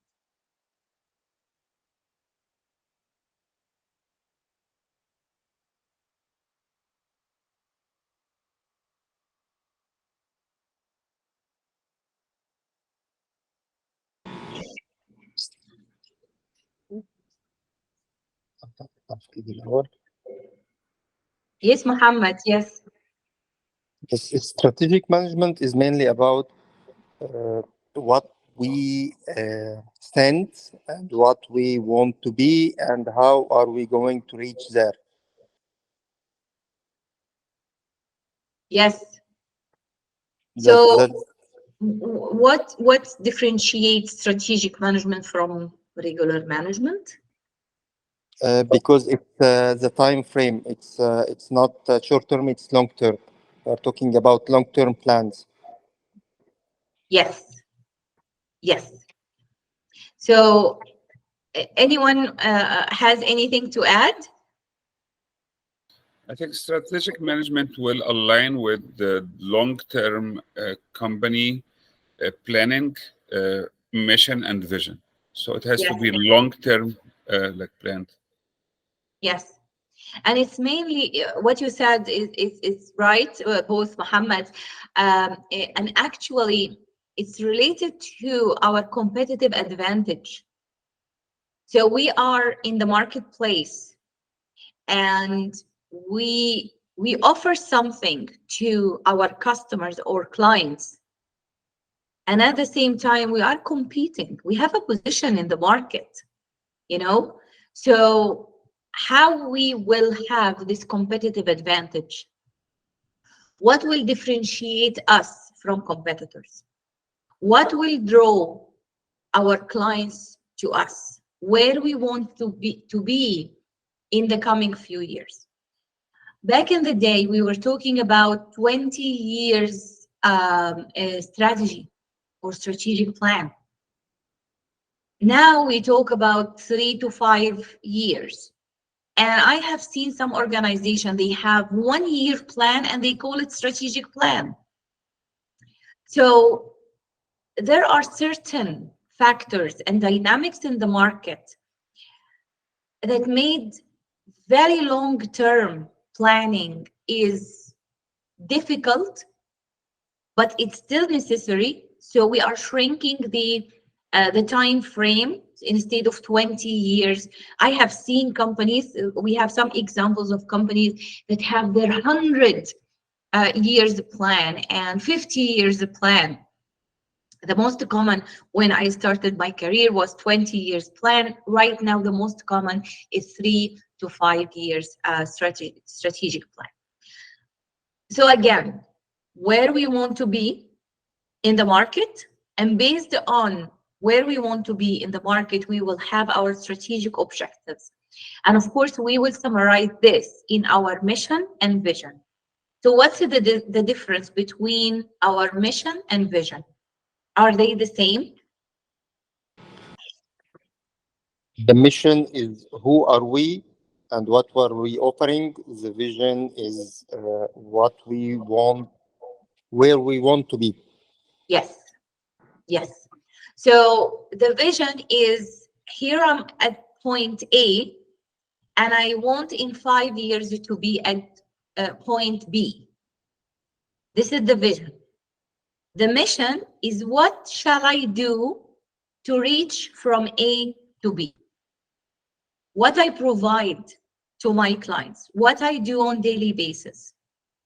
So, and these are not just the slogans, you know, these are not just nice words that we do. Actually, the main purpose of having a mission and a vision is to quickly remind yourself where you want to be and how you will do it. And you base your goals and objectives on this mission and vision. So to start a project, so remember the example, I'm the CEO and I came to you, you know what? We need a new website. You cannot just take this and you say, yeah, let's have a new website. You have to build a business case. So you have to dig. You have to do your due diligence. You have to collect information. Maybe, yes, we need a new website, but maybe not today. Maybe not this year. Maybe in a couple of years. So before starting the project, we need to build a business case. Maybe this is not the only option that we have.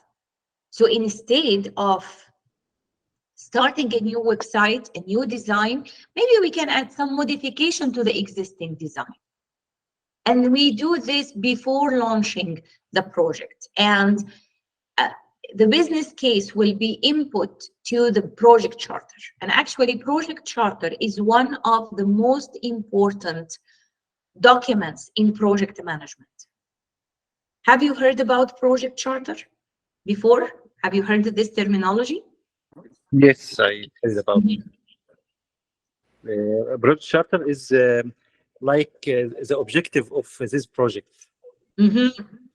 What we would expect after the project, and what is the objective of this project, and we want to achieve by end of the project.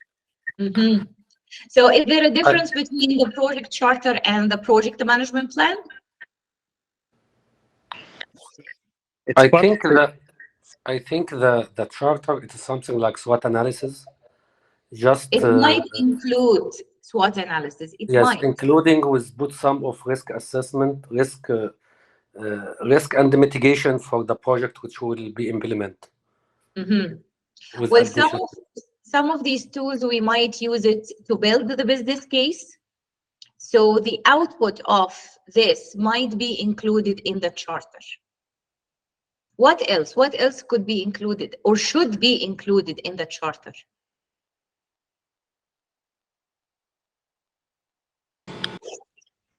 I think the project owner, the project initiator, the project manager, the control, the time frame, the milestones.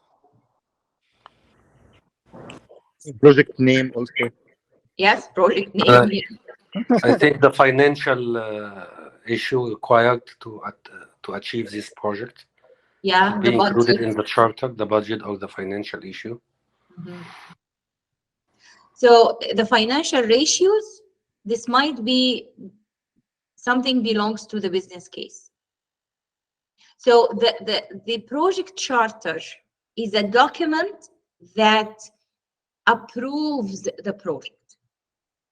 First of all, it's a high-level document. It's not very detailed because the details will belong to other documents. Of course, it will have the project name, maybe a reference number, who the project manager, who the sponsor, maybe the team or high-level team members. Also, we should mention the time of starting and the end of the project, or Yes. not? This Yes, stage? timeline. Yes. Yes, the budget. Some of the risks. So it's a high-level document that tells me what are we going to do. And it's an official document because based on the charter, you start to assign people.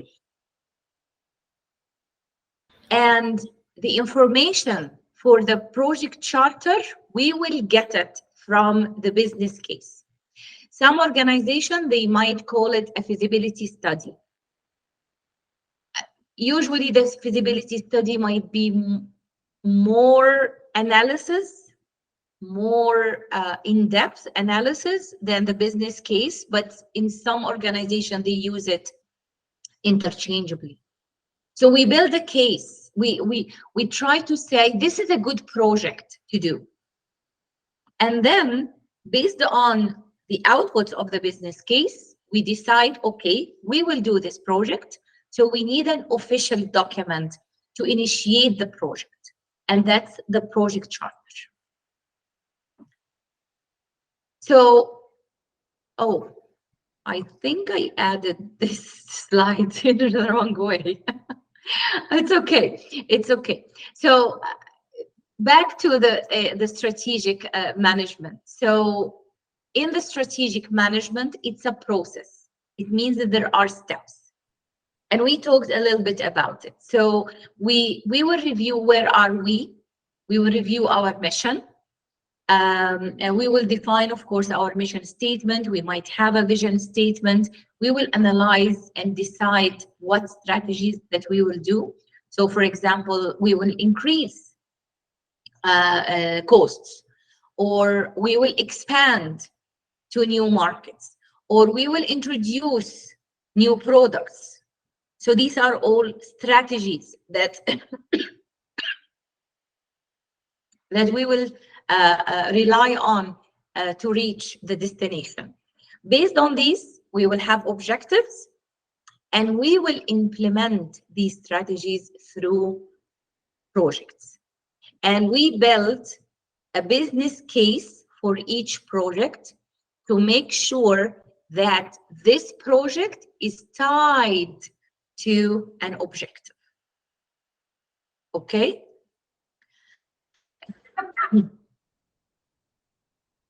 So, of course, you know this. Our objectives should be specific, measurable, assignable, realistic, time-related. Again, you will find different combination of the word SMART. For example, instead of assignable, you might find another book say it's attainable. Instead of time-related, you might find it's time-bound. But here, the big picture, when you are putting your objectives, is to be as specific as possible, to have some way to measure this objective, because how I will know if I reach this objective or not? You can attain this objective and it's realistic. For example, the famous example I use is that, okay, at age almost 50, overweight woman like me, and I decide to be a ballerina. Is it realistic? No. Is it attainable? I doubt. So I might change this and say, okay, at this age with this specification, I might want to be a dancer, because maybe my dream was to be a ballerina, but with this current constraints and circumstances, I'm not going to be a ballerina, but I can be a dancer, for example. So I should be very, very specific. Okay, maybe I will have, I will focus on hip hop dancing. I'm specific. Measurable, how I will measure that I reach this goal. Okay, maybe in a year, I will organize a dance in a club or something like this. Is it attainable? Yes, I can do this. Is it realistic? Yes, based on the circumstances and the inputs, yes. Is it assignable? Yes, I assigned it to myself. Is it time related or time bound? Yes, I said in 1 year. So now we have a good objective. So, and I think this is very, very important for you as a professional, especially the measurable part. You need to know when will you reach this objective, how will you recognize that you reach this objective. So just to practice on your daily life, setting SMART goals and SMART objectives, and see how you can do it. So now we have collected so many ideas. How can we prioritize? Remember the washing machine and the laptop for my son? Which has more priority? So we need some sort of a system that can help us prioritize. So one of the organizations I worked with was a hospital here, in one of the biggest hospitals here in Canada. And you know, in Canada, we have a public healthcare system. We don't have a private healthcare system. So this makes it somehow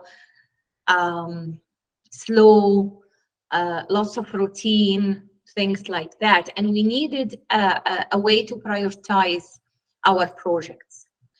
And we had a very, very limited prioritizing or prioritization system that mostly include financials. But working with people in the healthcare, we have other parameters, you know. For example, controlling contagious diseases. That was big in the hospital because people come with certain conditions and they might catch something when they are at the hospital. So that was big for us. So we wanted to include some other parameters in our prioritization system.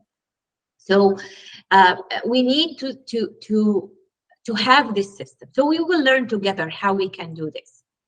And remember when I told you we organize projects into programs and programs into portfolios? And again, when you are searching online or using ChatGPT, make sure that you talk about project portfolios, because in the financial sector and the investment sectors, they use the word portfolio. Okay, so you will get different results.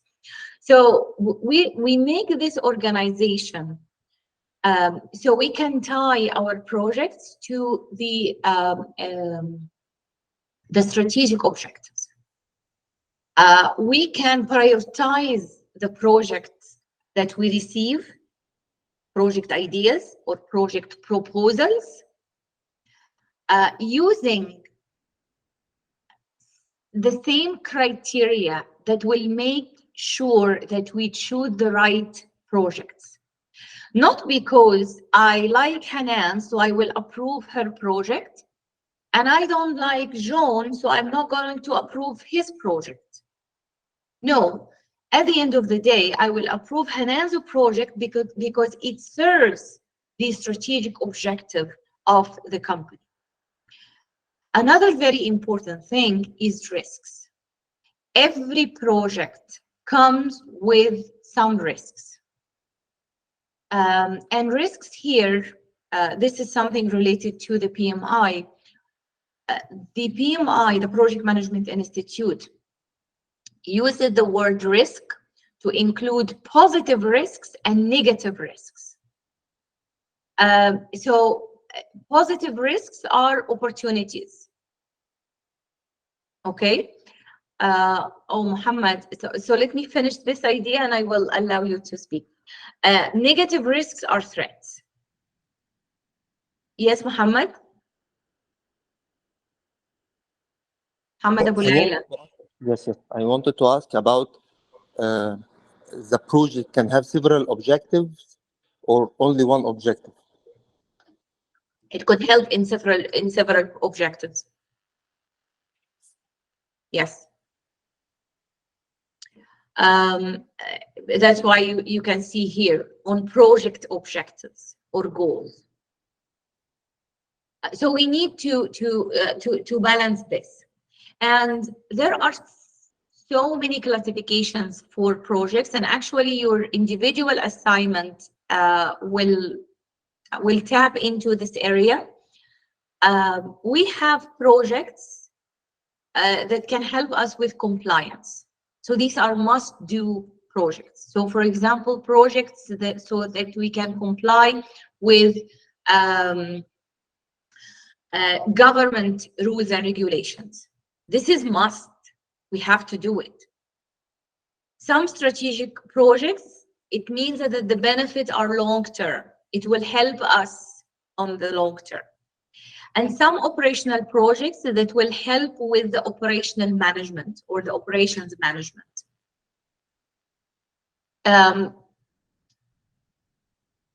Okay. I will go through this. I will post this this presentation under topic 2 because I'm mixing 2 topics together. Okay. So next week we will continue talking about this, the strategy. So now I want you to focus on your companies, okay? To make it easier, I will ask you all to work with HelloFresh, Okay. So I want you to log into HelloFresh website and analyze this website and decide, do we need a new website or not? And then we will see the criteria, okay? And we will try to justify your decision, yes or no. So I'm asking you to take the decision before talking about any criteria, and we will see if you are right or wrong in your decision. So any problem? Sorry, any question before we go into our, yes? Yes, excuse me, Doctor. I have one question, or you can say I have a confusion in something related when we're talking about the strategy for the company against the projects. Okay, what will be the difference? That means we are talking about something internally in the company need to be enhanced, and we're talking about the strategy to enhance the company internal process, or we're talking about if we have something related to how to strategy against external project or the project we'd like to achieve. You got my All point? of this. All of You this. might, yeah, you might have a pool of projects. Actually, there is a slide here. We will go through this next time, but I want to see, I added here. Okay, yeah. Here is another classification of projects. So, for example, throughout the year, the company will collect ideas. We will have brainstorming sessions discussing the strategy, discussing where we want to be. For example, the workshop, so people at the floor, they have some problems, some operational problems they want to solve. So they will submit project proposals. Maybe we have production line that we need to retire. Maybe we have something that we need to enhance. Or maybe we need to implement new thing to enhance something. So we have different ways to classify our projects. One classification, this is from the book, some projects that we have to do. We have to comply. For example, when the pandemic hit, the Canadian government mandated certain things that businesses have to do. So that's a must. It's a compliance. We have to comply. Some are strategic. I want to penetrate new market. So we need a thorough market study or market research into this market. This is a project. And it's long-term, so it's a strategic project. And the project that the project proposal that we got from the workshop, this is operational because it will help me enhance our operation. Okay, this is a type of classification. There is another type of classification based on reward and risks.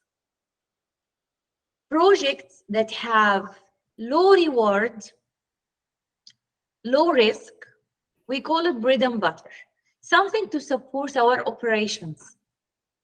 Simple, low risk projects like maintenance. Low reward, yes, low reward and high risk, we call it white elephant. Not necessarily. Usually we don't like to do this. High reward, low risk, these are pearls. So the reward is high and the risk is low. Sometimes we call it low-hanging fruits, something that I can reach quickly. I can do it with less risk. It will generate high rewards. I want to actually focus on these. Another type is high reward, high risk. So maybe this, and not maybe, most of the time it's a transformational.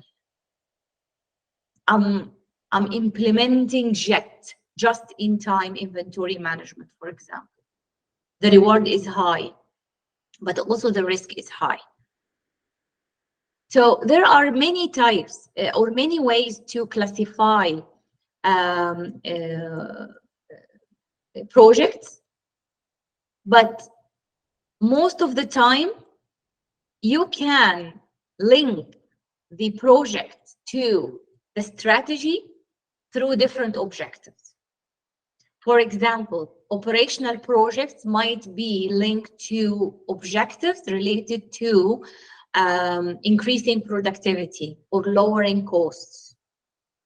Compliance, it might be linked to maintaining the position and the certification, for example, that we have as a company. Or we are in healthcare, so we have to be approved. Or we have annual audits that we are subject to, so we have to comply. Strategic objectives of, for example, expanding to new markets or introducing new products. So again, you will have a pool of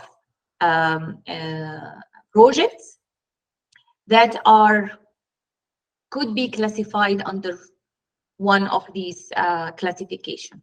And actually, if you go to Moodle, you will see the individual assignment. Okay, let me open it. So maybe I can open it from my. I included other classification. That's more. Okay, where is it?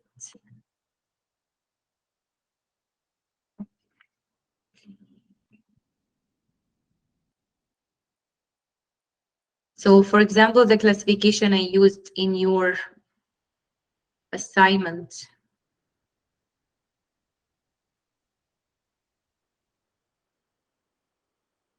No. Oh, it's very interesting. I cannot find it. I might go to Moodle to check it.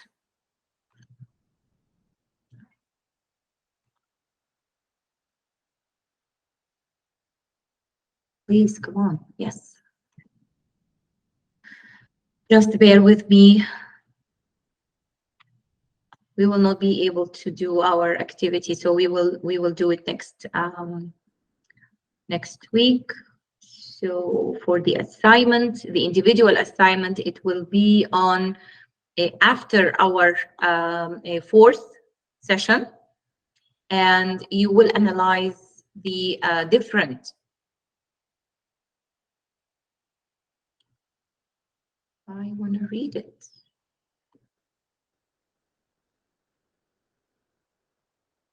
Okay, where is the description? Can you see the description of the assignment? We still see the presentation, Dr. Hanan. Oh, no, There's only the three classification of the project. Yes. If you press add submission, it will give the description. Yes, exactly. You must add Oh. submission. Okay, why it doesn't show to me the details? So you can see, anyone can share their screen with me, so I can see what you see, because I can.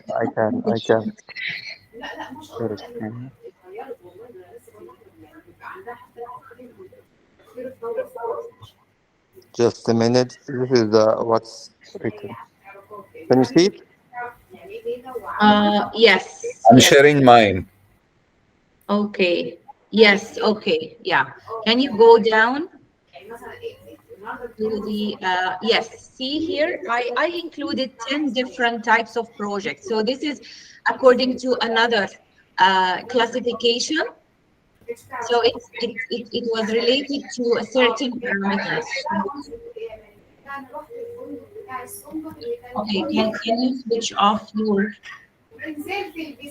voice sound? Ahmed. Okay, I muted you. Keep sharing your screen. Keep sharing your screen. I will share. I will share. Yeah.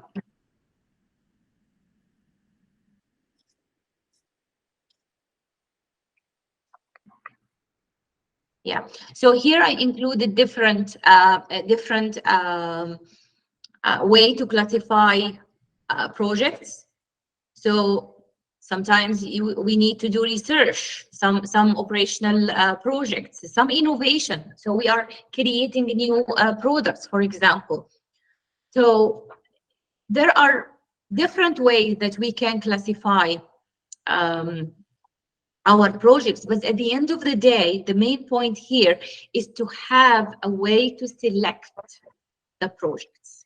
Okay, so now we ran out of time. So next time we will talk again about this, how we can select the projects, and it's very important for you to understand why your project was selected or why your project was refused or maybe delayed. Okay, so we will learn how we will evaluate projects, and we have quantitative and qualitative methods. We will talk about these and how we finalize our selection. So we might use a certain scoring model. What financial criteria that we have. We will not do heavy, big calculations because usually there is a team and there are people who are specializing in these calculations, but we will talk about these calculations so you can get some sort of understanding. And we will also talk about other criteria, and then we will have our case study actually to implement what we will learn. So any question before we leave? Yes, a very quick question about the assignment. Is it Yes. linked to a specific organization, or this is a general assignment? No, it's your organization. I believe I included in the description to use your own organization.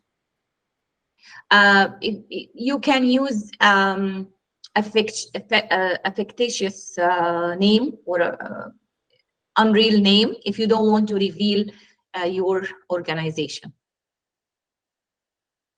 But include some description. What is your organization about? What's the business model for your organization? And then you have to identify 5 projects and see the category or the type of this project. And of course, you will go through the rest. That's why it will be on the 4th week. We will have it on the 4th week. But I encourage you to start working on it right now. Okay? So any... Okay, Yeah. Prof. I have a question. That's good. We will start working on it until the deadline, inshallah. Yes, yes. Start working throughout the coming few weeks. Well, actually, this is very good because you will have enough time to ask questions. And the topics that we will cover week after week will help you work more on your individual assignment. I think, Judy, you had a question? Yes, this is not today, but it's the past assignment, like the logistic. Yeah, I'm not questioning about my grade, but I want to see some corrections for our improvements like this again. I don't Okay. know if you received my email about that question. Yes, yes, I will respond to you. Yes, I will respond to you. Yeah. Because correcting is part of growing. Yes, yes, I will respond to you. Yeah. Okay. Any other question? Yes, please, Professor. It's Yes. not related to this course, but can you give us about 10 minutes to explain more about APA style? And last time you described how we can make citation inside Word, but unfortunately, the video was not uploaded or Yes. It was damaged. corrupted. Yes. Yeah. So can we make it again for 10 minutes or 15 minutes? Okay, I will do it. Of course, if you want to leave, it's okay. It's recorded. But what I will do, I will share my screen, and I will show you how you can use Word. Okay, a blank document. Okay, can you see my screen? No. Not yet. No. Okay. Okay, where is it? Yes, here it is. Okay. Usually I'm using Word, and we are using the APA style. So here in references, you will find there are several, all the citation ways. So make sure that it's APA. Okay.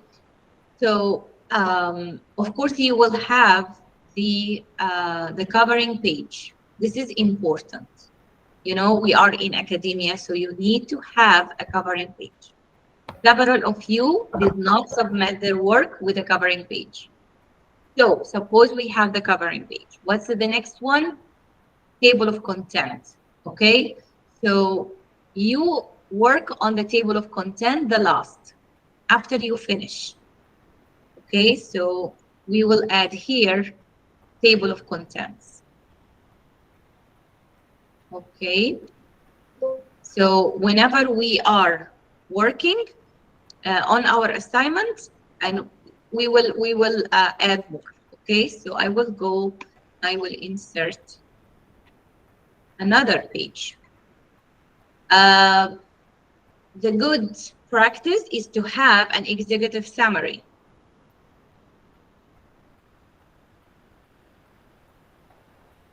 When do you work on the executive summary? After you finish writing. Okay? Then I will add section 1.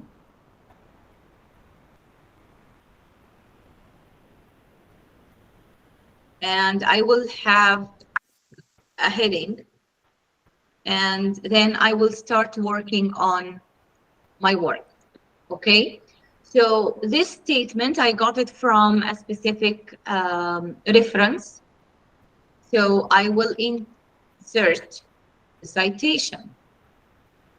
I need to insert a source. This will help you if you use the same source several times.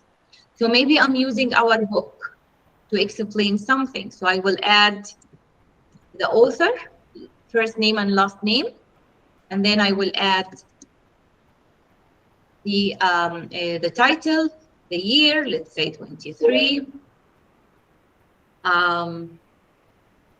London, the publisher, whoever, and I will go down and see if there are other,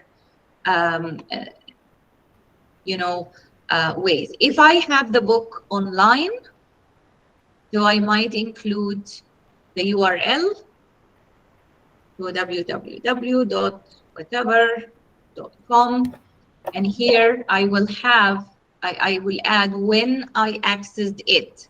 And this is very important because sometimes you access a resource one time, and when the marker is marking, or when the reviewer is reviewing, they cannot find the website. So they will go to the Internet archives and they will make sure that, yes, this reference was available at the time that you accessed it. So I accessed it 23 September, and today 17th. Okay, so see here, it's already added, and I will continue working. So at the end, I will insert a reference or a bibliography. So I will add reference and see it's already here, formatted the right way. I don't remember if this italic or not. I don't remember which comes before which, because, you know, the word helped me to do this. For example, if you have some graphs,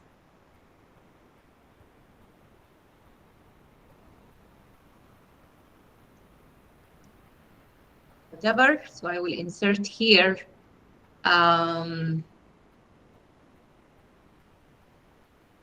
over a graph. So let me say, okay, I inserted this. So sometimes we add, after the table of contents, we add table of graphs or illustration graphs. Okay. So we have links here for to link to the graphs. How we can update this? This is so. It seems complicated now, but if you use it several times, it will be so easy. But you need to practice it. It looks now easy, but believe me, when I started my career journey in academia, I spent long hours. So in references, I will click here, add text, and this is level 2. And if I go up, so level 1, sorry, if I will go up and I will say update, it will update. See, it updated the executive summary, it updated the references. So if I will go to this section 1, let's say 1.1, here is 1 point. So this is level 1. This is level 2 because we have 2 digits.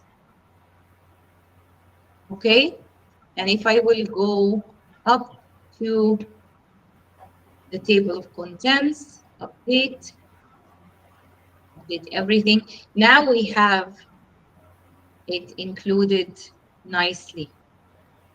Okay, so this references tab is very, very helpful for you to use. So for example, if I want to add a footnote, so maybe a comment or something. So I wrote another paragraph.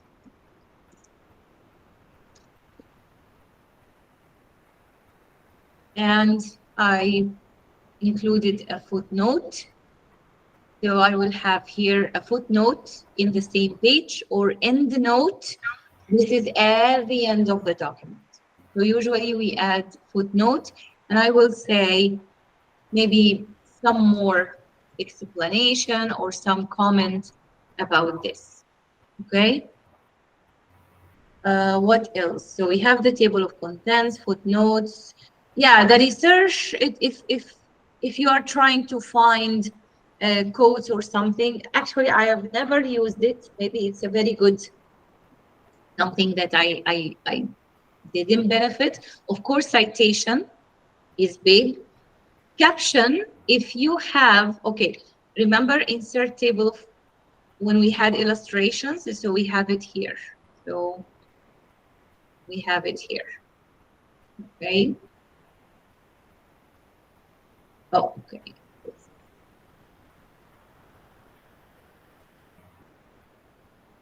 Okay. So I have a graph here that I inserted. So I will add a caption for this one. So figure 1, and I will explain what is figure 1, okay? So if I go to here and I say update, it will update figure 1 is blah, blah, blah, blah. What else do we have? Index, if we are working with books or big publication. Acronyms, no, I never used it. Usually I used a website called Acronym Finder if there's something, or maybe we are using acronyms that's specific to our industry or our company. So we add the terminologies or the acronym used. Any question about this? It will take some time, but it will be okay. What mistakes that I found sometimes in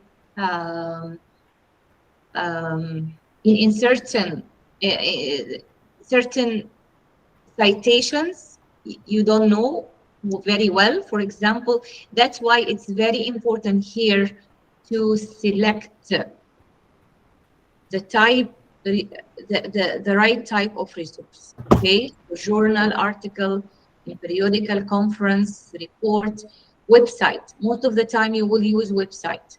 So document from the website if you have a PDF, for example. So website, okay? See here, name of the web page. I see that you have here the whole website. So for example, I will find that you write here www. Oh, not only this, HTTPS like this, and www.cnn.com.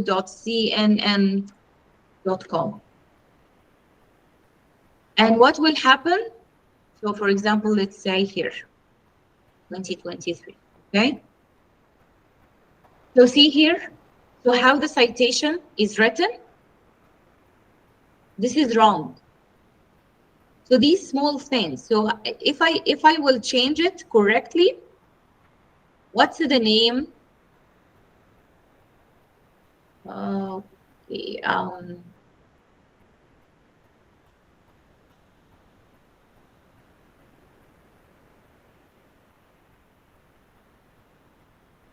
so it's a website. So what's the name of the website? It's not the URL. So it's a CNN. The web page, sorry. What's the web? No, the website is CNN. The web page name could be opinion about project management. That's the name of that web page. The year 2023. Who's the author? Actually, it's a corporate author, or maybe there is an author. So maybe someone who authored this. So the one who wrote the article is John Smith. And the URL, www.cnn.com/opinion about PM. Okay. So now I have that person who wrote this and the year. So here, if I go to the references and I click update, it's mentioned here correctly. So any question? Any question?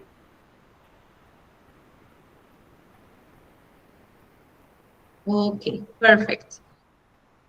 In few days, the recording will be available, and I will see you if you have any questions. And now we have our place on the WhatsApp. So I think we have, yes, project management. So so we can exchange ideas, questions, and whatnot. Okay. Good luck and enjoy the rest of the day, and I will see you next week. Goodbye and thank you, Professor.